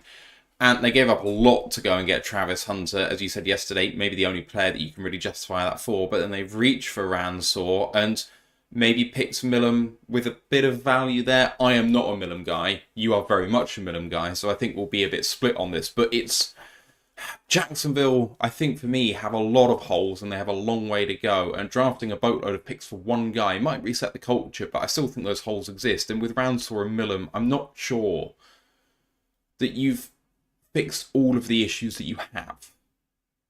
No, but I do think Travis's contribution to the culture there will far surpass anything else. Like you've got to redefine the standard of your franchise. You've got to set the minimum bar, which is why I did like his fit with Cleveland as well. But I can get with, like I said, there is no other player in this draft they could have done that trade for and got away with it with. I think he's the one guy you can make a trade like that for and be bold. And it's like Brad picking Penay as his first pick in his tenure there. You are setting a standard going forward for guys, and you are resetting the culture. Now, obviously, we didn't have to give up anything for Penny, but it's important to get that first building block right. Brad getting Penny set the stage for everything else that's followed since then, in my opinion, and Travis will do the same there. When you're looking at after now, Ranshaw, sorry, was very, very highly overdrafted. But obviously, you've got the situation there with Tyson Campbell and guys like that. You can sit him for a little bit and develop him. So you're in no position to really expose him, day one. You're going to be able to sit and see what you can do with him. It was odd, again, like you said, given you do need to kind of hit on your picks afterwards as well when you make such a big trade to back it up. But then you got Wyatt Milam, and Wyatt Milam's insanely good value where they got him. And, even if you want to have the conversation about whether he's going to be a tackle, whether he's going to be a guard, the fact is, Jacksonville need fixes all over that offensive line. Yeah. Wherever he goes, they've got an absolute stud. And, in Jacksonville, they've made a good job of Walker Little. Like so many people used to, myself included, used to doubt Walker Little and his ability, and oh my God, they're switching him to the left. They've actually done a really good job developing him. If you get Walker Little and Wyatt Milam on one side of the line, like all of a sudden you've got a solid foundation there to be able to do something with. Wherever Wyatt Milam plays, he is a massive upgrade on that roster. And I think it will be a massive upgrade for years to come. So that's what you've got to do in the start of your regime.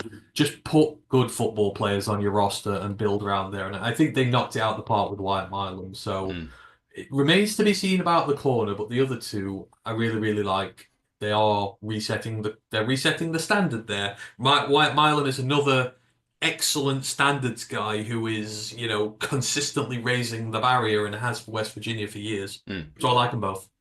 Chiefs up next. Josh Simmons, tackle at 32. Defensive tackle, Omar Norman Lott at 63. Defensive end, Ashton Jalott at 66. And cornerback, Noel Williams at 85.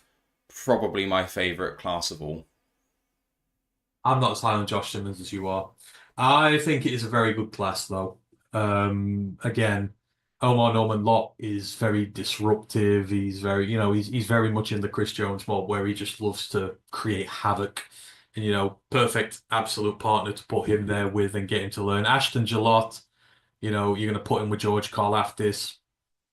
Again, it's, you look at it all. Noel Williams is going to go into that corner room. I think these are very, very gifted players who are, Kansas will unlock them. They just do it. It's what they do.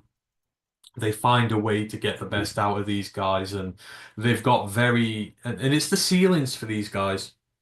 Norman Lott's ceiling is very high. Jalot's ceiling is very high. Noel Williams' ceiling is very high, but they've been disrespected Mm. in the process.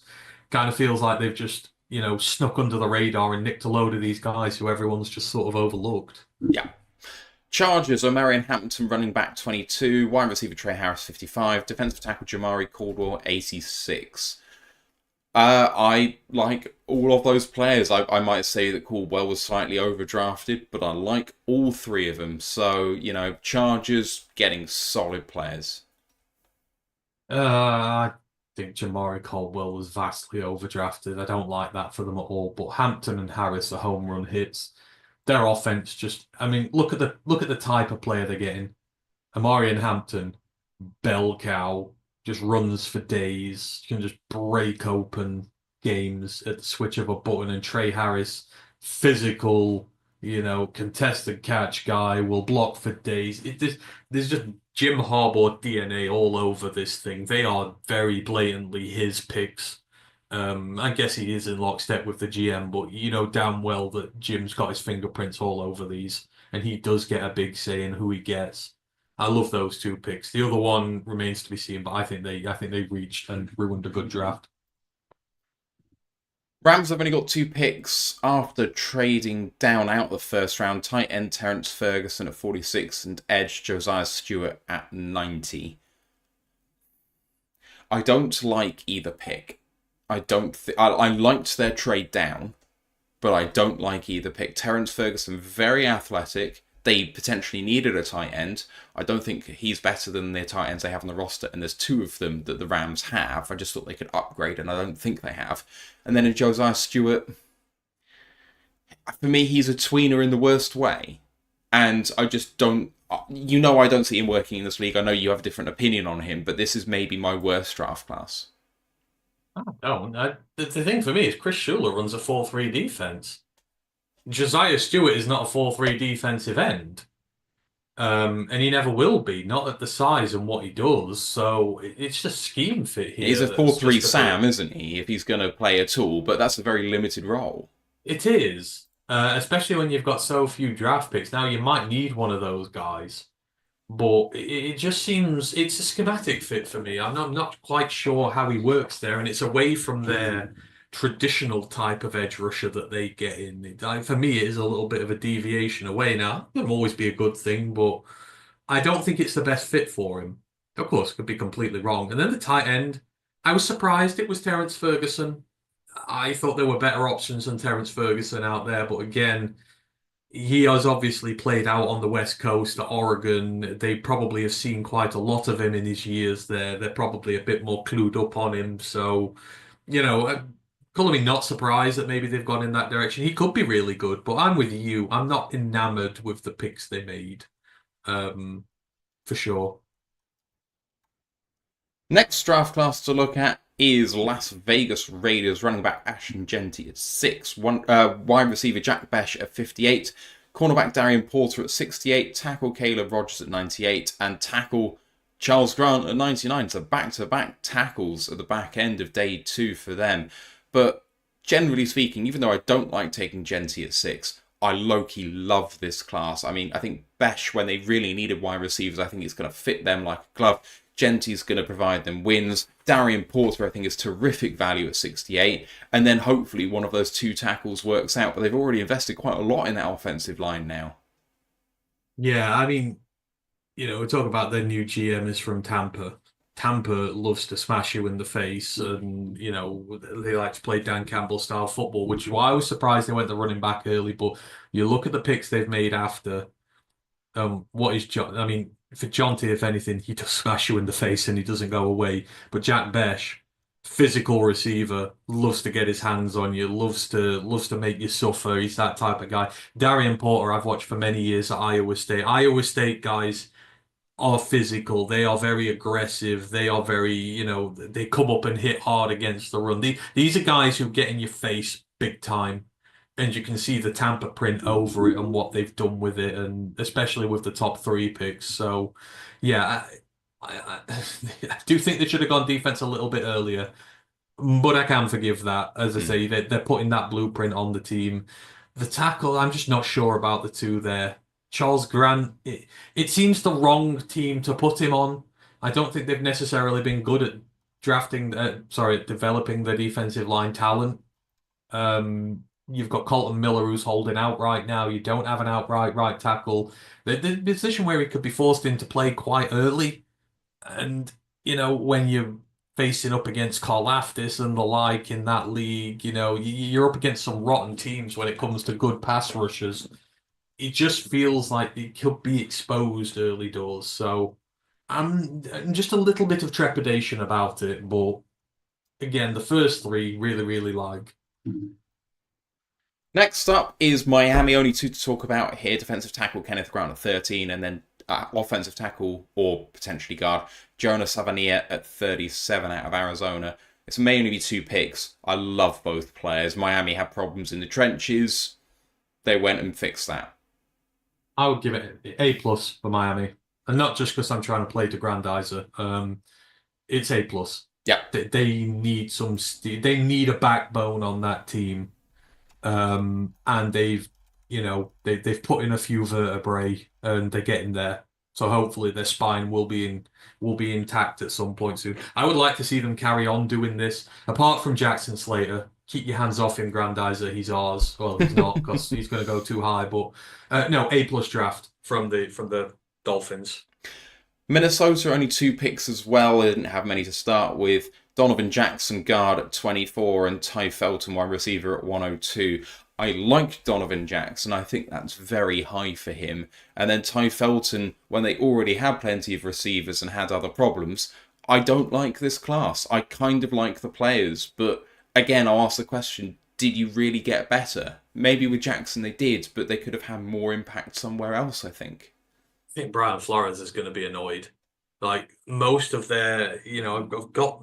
I know I don't really know the team as much, but consensus draft needs for the team with safety, linebacker, D-line, cornerback, or edge cornerback. Like it's defense, defense, defense, defense, defense. And I know they did a lot in free agency, but you need your young guys on there as well. And I'm shocked that they've not gone. I'm shocked they've not traded to get a couple more picks, to try and flesh this out. Because if they've got another pick or two, she could have got Ty Felton later in this draft if you traded back and got someone else. Yeah, Donovan Jackson will be great for them, but I am surprised at their lack of activity on the defense. But obviously they're investing in JJ, and they want, they feel like the best way for them to win this year is to load up for JJ rather than load up on the defense, which, okay, fair play. Go for it. Next up is the Patriots. Will Campbell tackle at 4, or is he a guard? Running back Travion Henderson at 38, wide receiver Carl Williams 69, and centre Jared Wilson at 95. This is again another class I adore. Henderson's going to fit New England very, very well, especially pass protection wise for Drake May. Carl Williams is an excellent and underrated wide receiver, and then Jared Wilson's one of the best pure centres in the draft. A plus for me. Yeah, and again, you're looking at DNA for a team, variables getting his trenches in order, and that offensive line has just not been good enough in New England. You've not seen the traditional, like the run heavy New England team that will, ground you into will pound you into the ground. They've not had it, and they've, gone about fixing that, a long-term fix at center. Maybe they might try Jared Wilson in a guard spot, who knows? But Travion Henderson, again, he is their prototype type running back, but he does have a little bit of receiving upside, which is what Vrabel hasn't gone for before. So maybe, a way to open up that offense a bit by using Travion's hands, through the air as well as on the ground. And they say, Kyle Williams, they like this type of receiver. Kyle Williams is very speedy, very crafty. Obviously, you think of some of the other receivers they've drafted in recent years. They like the speed with it and that, but Kyle Williams is he's a good player, and I think he went where he should. A lot of people had him going up to like 40 or 50. I think he was drafted at the right level. I don't think they've really reached on any of these picks, despite what consensus might say. I think they've done a good job, but I mean, man, come on, getting that guard jibe in at Will Campbell. How could you not watch that Will Campbell interview and be like, out of all the players in the NFL now who want to succeed, I like he's right at the top there Yeah, now. I agree. That whole "I will fight and die for this man" type thing, and he genuinely couldn't talk. And I know some people, some blockhead older guys, and that will think, "Oh no, my guard shouldn't be crying or anything like that." For me, when you have that type of emotion, I know that guy is going to go onto the field and he's going to give every single last drop he's got towards the cause. And when people were going, maybe why are they going to pick Will Campbell? You've seen why Vrabel has picked him. Like he will give every single last drop he's got to that team, and that is what the Patriots do. Traditionally, the good Patriots teams. So I can't help but want to root for the guy. I really do, and with my soft spot for Drake as well. Yeah. I kind of do low key hope they do well this year. Saints up next. Tackle Kelvin Banks Jr. at 9. Quarterback Tyler Shook at 40. Vernon Broughton, defensive tackle 71. Jonas Sanka, safety 93. Love Sanka and Banks. Shook and Broughton, what are you doing? Yeah, I agree. Sanka's a wonderful pickup for them. Looking forward to seeing what he does. And Kelvin Banks, again, another guy I went to bat for very high. I think he's gone to the right place. And I think he's going to do really well. Him and Talisi holding up the tackle spots there. That's how you build a foundation for a future for a team. But then, yeah, they just lost their head in the middle of this. The Tyler Shook thing, I get, and I know TJ said, a new head coach wants his quarterback, but does he really want Tyler Shook? Because now he's got a quarterback and he is attached to that quarterback. If that quarterback fails, that will be part of the overall evaluation in the minds of the fans. He's going to be judged on that. So for me, if I'm a head coach, yes, I want a quarterback and say he's mine, but I don't want to reach on a quarterback and fail miserably and then be like, oh, well, give me another one. You might not get another one. Yeah. And I think just in the situation, and I do get TJ's thing that, playing devil's advocate, him and Spencer Rattler can push one another now. And the hope is that those two have such a fierce competition that one of them rises to the top and provides them with an adequate level starter for this year. But I'm just very skeptical about it. It just doesn't seem the right franchise for it. Shook's a play now quarterback. So that to me still says in their heads and psyche, they think they can compete now, which they can't. That's the vibe. If this was a young 20-year-old who is raw as hell, but might be good in 2 or 3 years, I can understand that. That's where you're at in your point now. But a guy who needs to play now, who's not even the best, makes me still think you're in the wrong mindset. Yeah. Giants, Abdul Carter, edge at 3. Jackson Dart, quarterback at 25. Defensive tackle, Darius Alexander at 65. It's weird because, Dart and trading up and what you gave up to do that, but I can kind of see the logic with Carter and Alexander to an already pretty stacked defensive line. The Giants are going to be a problem for some teams, and if Dart does work out, you fixed a lot here. This, low-key, could be a very good draft class. That defensive line is crazy good. Crazy, crazy, crazy good. And, Giants fans are going to be able to look forward to this. I mean, I've just seen their depth chart. Abdul Carter's in front of Kayvon on the depth chart. Like, he's a second option on there. It's crazy what you're going to be able to do. But for Darius Alexander, he must be delighted. He gets sexy Dex to learn from, one of the best D tackles in the league. You've got some good vets in the room there. And more importantly, you have a stable of stud edge rushers. What does that mean? That means you're going to get a lot more one-on-one looks on the interior. That is where he thrives, when you can get him one-on-one into these individual matchups. He causes carnage. And there's nothing that opposition offensive lines are going to be able to do because they're going to be that busy trying to deal with Burns, Kayvon, Abdul Carter, Dexter Lawrence. Like, I can low-key see him having a very good season to start with. Like Jalix Hunt did with the Eagles. I think he got 4 or 5 sacks. He was a rotational guy, but in the rotations he played really well. I can see Darius Alexander having a sort of similar stat line this year. You might get 4, 5, 6 sacks out of him, some really good plays, and like honestly, the perfect start to his life. Rotational guy with production, and then in year 2, you really start to see him take off.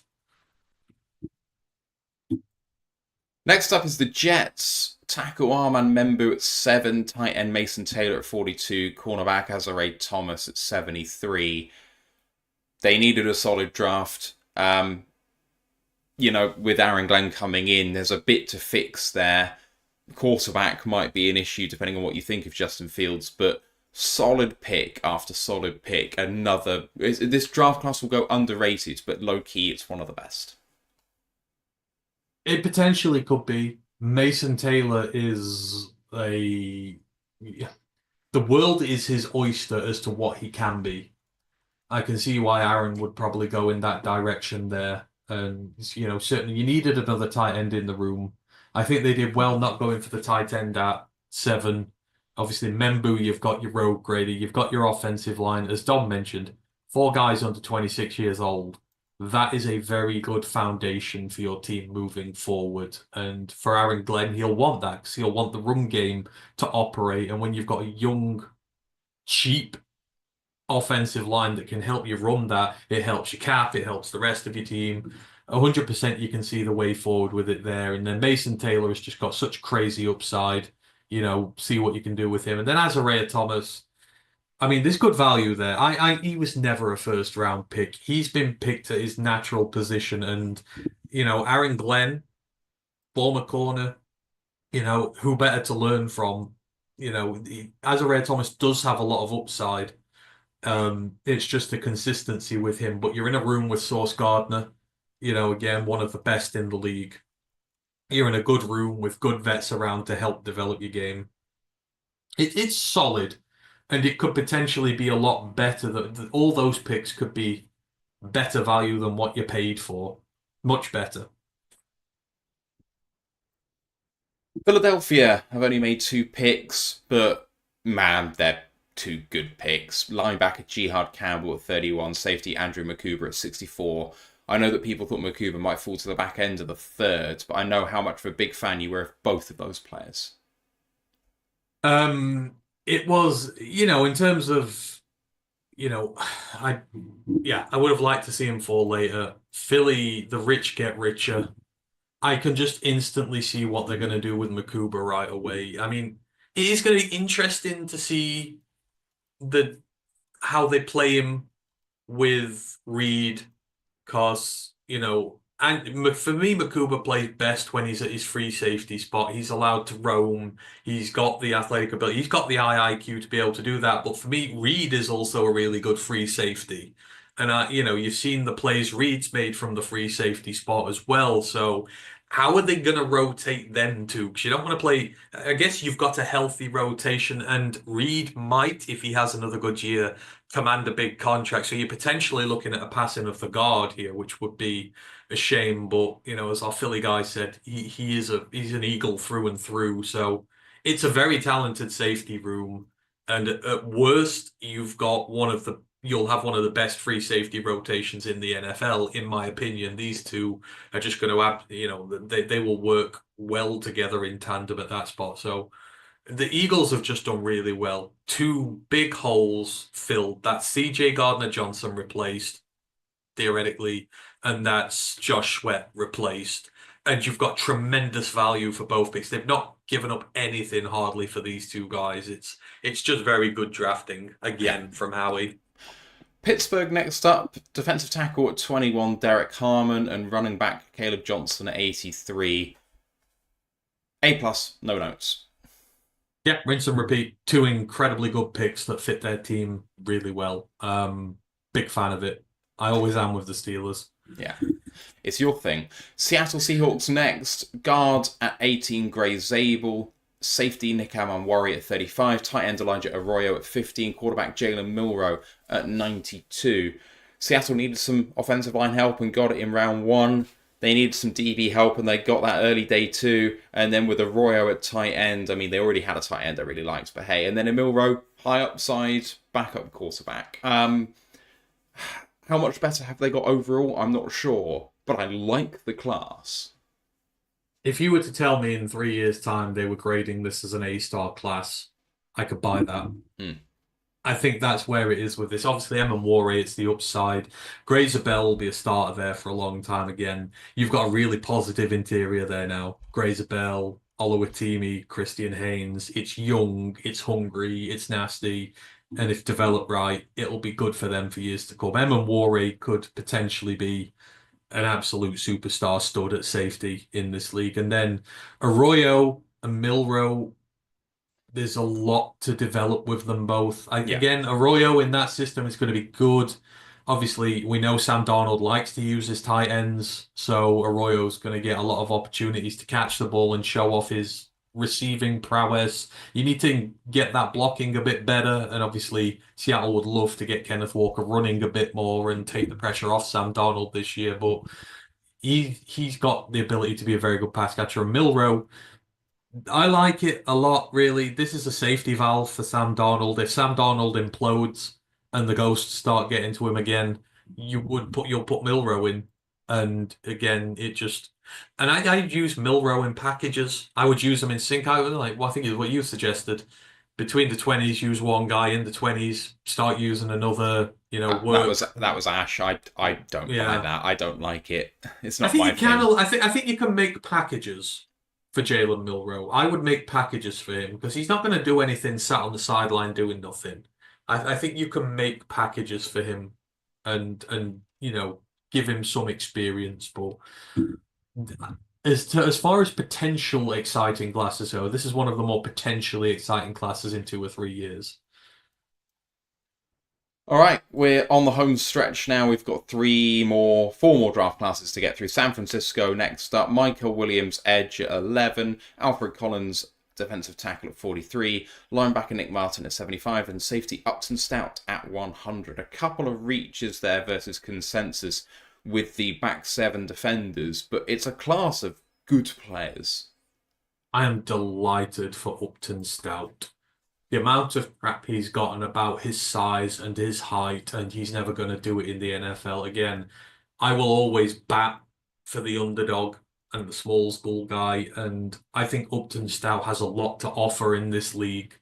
And in terms of where he's going to go, like you've seen what they've done, because I think he will play at safety. I know he's listed as a corner. I think given the height and that, his career is at safety, but you saw what they did with Hufanga, who I also really liked, who they got really late. They got him on day 3.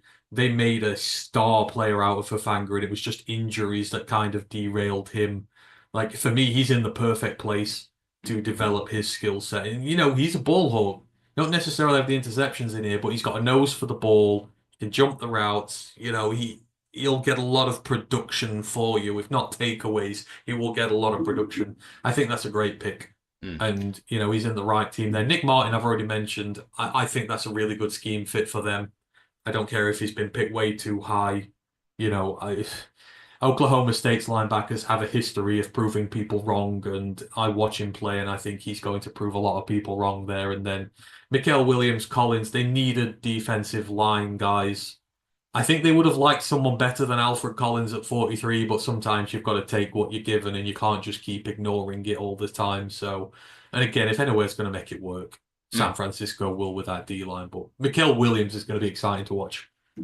Tampa Bay, wide receiver Emeka Ibuka at 19, cornerback Benjamin Morrison at 53, and cornerback Jacob Parrish at 84. I love all 3 of those players. When you have a look at Tampa Bay, I talked at the end of day 1 about how much I loved Ibuka as a fit there. In terms of their needs at corner, they've got at nickel Tyke Smith, and then on the outside Zara McCollum and Jamel Dean. I've never been a massive McCollum fan. Tyke Smith is okay. In Morrison and Parrish, I think they might have 2 upgrades there. maybe in due course. It was certainly an issue of need for them, so I'm not surprised at the double dip because obviously, they're not going to start both right away, but you've given yourself two shots at the cherry here to find someone who will start sooner rather than later. Benjamin Morrison could have been a first round pick, probably should have been a first round pick. His is injury concerns, but Jacob Parrish is very underrated. Again, from that Kansas State side, a lot of production on the ball for him, and someone who they'll have a lot of familiarity with. So, yeah, it's good. It is a little bit of a weak spot for them. So I'm not surprised they've gone for that. They did also need an edge as well, so they kind of been like us. They have gone elsewhere instead of going for the edge spot. But you're right, and Ibuka will fit the system really well. And the two corners could be their two corners of the future potentially. So they've done good business. Penultimate one is Tennessee. Cam Ward, quarterback at first overall. Edge defender Olufemi Olohedeho at 52. And safety Kevin Winston Jr. from 82. I mean, again, A+. This Tennessee Titans team was picking one overall for a reason. But in Cam Ward, Oladejo, and Winston, you've got three impact starters right there if Winston can get over his injury issues. No? Oladejo's not an impact starter. He's a very raw Oh, pass rushing prospect. sure. I think he can start, though. This is very much it's not even with. This is very much we're basing this on raw talent and not immediate talent. Again, Winston could be supremely good value if Oladejo becomes what he could become. Again, it's potential value here. This is a potential draft. It's not an impact starter draft. It's a potential draft. Apart from Cam, obviously, Cam was the right pick there, but they've taken two swings on potential massive high upside rather than taking the solid flaws right away. So this is going to be one that is very much wait and see more than the others. Last one is Washington Commanders. They took tackle Josh Conley Jr. at 29 and cornerback Trey Amos at 61. I think people will have issue with how high Conley was taken, but I love both players. Trey Amos, I think, is going to make an impact for them straight away. And then with Conley, maybe needs a little bit of development. And they obviously, that's the higher pick, but it's a very valuable position for the Washington Commanders. And they just traded for one of the best left tackles in the league. So who better to learn from? You've got to keep investing in protecting your quarterback. Like you can never have, let's say, you can never have too much quality depth. At worst, he's going to be quality depth for them or potential quality depth for them very quickly before becoming the starter. So I can fully understand the reasoning behind that. Jaden Daniels is your franchise. You've got to keep him healthy. And, I bet Caleb Williams wish he had a little bit more of that up in Chicago. But yeah, I can see that. And then corner, they needed one. And they've got really good value with Trey Amos. So an NFC rival has done very well here. Right, that's the end of looking at all of the draft classes through day two. I hope you enjoyed us going through all of that. A very brief look ahead to day three as we've slightly overrun. It's very hard looking at the lines and what we can pick because we're not picking until round 6 and 7. First question, would you again be looking at trading up by using some of the 5 picks we have in round 6 and round 7 to maybe get into late round 4 or round 5 to try and get a bit more of a recognisable name? Because we've talked all draft about the fact that some of these guys won't make the roster. Would you take 5 dart throws lower down, or would you take 1 or 2 a little bit higher up? I mean, as a day 3 connoisseur, I'd love 5 dart throws, but at the same point, I would love an edge. Um, I usually do all right on this. If Elijah Roberts falls, because his floor in mock drafts has been round 5, if Elijah Roberts somehow gets to round 5, I would start making calls. If Tyler Batty, because I don't know, like Tyler's thing is all over the place. I'm right at the high end. I would start looking at Tyler now. I think the consensus looks at him probably would not be for another round or 2 yet. So if Tyler's there at 150, 160, I would start looking at a trade up for Tyler Batty. Absolutely, I would. I would like to see a trade in there somewhere. But outside of that, I will put together a list of day three guys I think I'll do for tonight.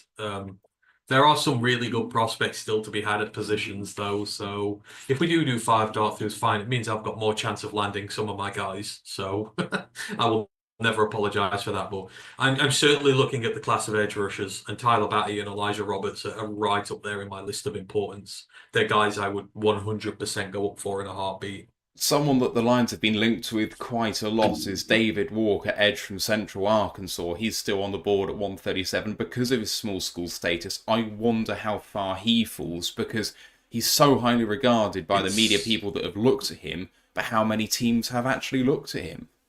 This is Christian Boyd all over again. Yeah.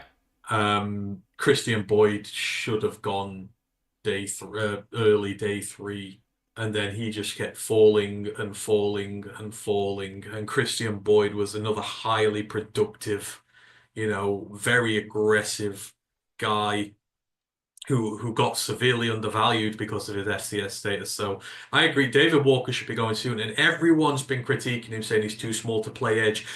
Everything he's done in the offseason suggests otherwise. He has held up on the edge against everybody he's been put up against. And, he does have versatility. Like some people say he might even do a little bit of linebacker work as well, but the amount you can do with him is insane. If you are going to take, because the Lions need, and I will keep saying this, the Lions need young edges. We have no young development edges. We're not even giving ourselves a chance to hit on a late one, let alone spending a big pick on one. At least just have a development guy who might hit on your roster or who might be edge 3 or edge 4. Somebody. But yeah, David Walker is absolutely in that category as well. So there is a clutch of guys who could still be there who you want to go and get. So I've not given up hope yet, not by a long stretch of a shot. And if some of these guys just outright fall to one of our 5 picks and we don't move around, hey, most the better. So I still maintain a lot of hope here. I would look for another offensive lineman today as well. I would look for a center today. Drew Kendall's going to be in the conversation. Gus Herwig's going to be in the conversation. Jackson Slater, I think we're out of the running for that, unfortunately, in terms of another offensive lineman. But kind of the Ratledge thing has put that to bed. I don't think it's going to happen. We need a tight end 3 still. I would be looking at tight end 3 today as well. Gadsden's still there. He's going to be there a long time. So that is a position I'd look at. Depth safety. Potentially, who in the depth safety class is still knocking around who I'd be? Craig Woodson? Maybe the Cal prospect there, so I'm sure there'll be someone Kisan in here Crawford? at some point.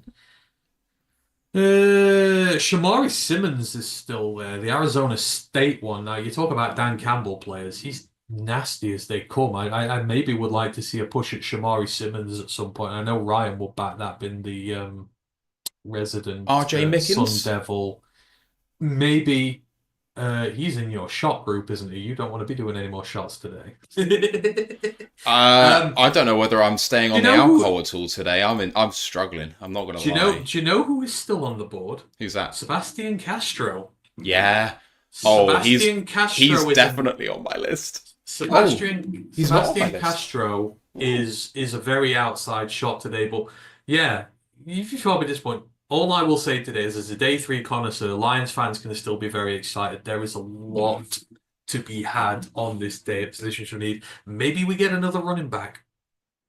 Krosky Merritt really on the board for him if Krosky Merritt is knocking round, especially if we keep the round 7 picks as well. So yeah, there is still a lot to be excited about as Lions fans and a lot of potential gems to be had on day 3. I kind of hope we just have 5 dart throws because there's so many guys I like if you have a look at day 3. When I said I don't know about day 3 guys, okay, fine. But if you have a look through the list, you've got, even in, say, the 140s to 180s range, where we might be picking at the latter end of that, and of course people just reach for people at this point and get their guys. Ash really liked JJ Pegues. There's Garrett Dellinger. probably not going to go guard, but I really like him. Malachi Moore, the safety from Alabama's here. Aeneas Peebles, another one of Ash's guys. You've got Simeon Barrow, the defensive Peoples tackle. will go quickly today. I Peoples will suspect go so. very quickly today. Jackson Slater, as you said, Smell Mondon at linebacker. You've got Cody Lindenberg, Ty Robinson, who Luke G was convinced would be a third rounder, is still on the board. Luke Kandra, the guard from Cincinnati, the guy that obviously we're not You going don't for, need but a no guard now. Thomas You don't Fidone, need a tight guard. end, I really liked. Aronde Gadsden, one of your guys, is still on the board. I really like Kisan Crawford. Zara Frazier has a lot of fans in the Lions community at cornerback. Jake Majors, center at Texas. Your guy Ricky White is there. Jar Joyner is one of Ryan McCluskey's guys, edge defender from Minnesota. I really like Jaquavius Marks, the running back from USC. Got Teddy Buchanan, the linebacker from California. I mean, there's so many. But Tommy Hill, corner. If you want to take a swing in round 7, he could be a really interesting cat. There's so many players. So in some way, let's just take the dart throws and have a go. Yeah. Grandizer Sebastian Castro. I'm not sure why the thing about him is so tough. I mean, again, coming from a great team, um, bona fide pipeline of guys there. I know there's a few little issues with him that people do get onto him a little bit about. Like it's his lack of top end speed, which is a little bit of a funny one for him. And he's older. I think he's 25 this year. He's been in college quite some time now, but um, I see just way too much upside for him. I think sometimes the older prospects are left till day 3 and then they'll get hoovered up pretty quickly. But it's just the age and the top end speed with him, which I think has been a bit funky. But safeties, I'm not really fussed about the top end speed with how they are. So if it was me, I would expect Sebastian Castro to go very quickly. I think it's just the age thing that's maybe bumped him down a little bit. And to be fair, the safety market hasn't. There's only been 7 safeties go so far. So, oh well, I say 7. Upton Stout is technically not one. So you've really only had 6 thoroughbred safeties go. The market's just not been there for them currently. So, sometimes it's just a market thing with these guys. Like the running backs. I'm shocked more running backs didn't go. It's just the market's not there for them. So Castro's now a high value pick for what you're going to get for him. So. If the Dolphins need him, I'd be annoyed if the Dolphins got him. I don't know what the Dolphins need is for safety, but could be he could end up there. Oh, it's quite high, so you don't know. Might get him. All right, we're going to come to a close there. We're going to be back live in 3 hours' time. That's 4:30 UK time or 11. Shouting out the don't know. Oh yes. And thank you very, very much to Jerry Traum as well. $20 super chats. Thanks so much for your draft coverage and our shared love of the Lions. Can't imagine the time you put in. Appreciate it. Thanks, Jerry. I saw it. And then last time I glossed over it. Apologies, Jerry. Really appreciate you being so active in the chat and supporting us. That's absolutely fantastic. Thank you. And to all the people in the live chat too, especially Lil Dallas Cowboy. They've been fantastic. Yes, next show in 3 hours' time, 11:30 a.m. Eastern time. We've got a few great guests coming up for that show. Bry, who's a Denver Cowboy, Denver flipping heck, Denver Bronco. Tom, Arizona Cardinal, Ewan, Texan, Matt, Buffalo Bill, and Ryder, Miami Dolphins. So we've got some great people to talk to throughout the rest of day 3 and the rest of the draft. We'll see you then. I hope you have a great rest of your draft. But for now, let's go Lions, one pride. One pride. Recording stopped.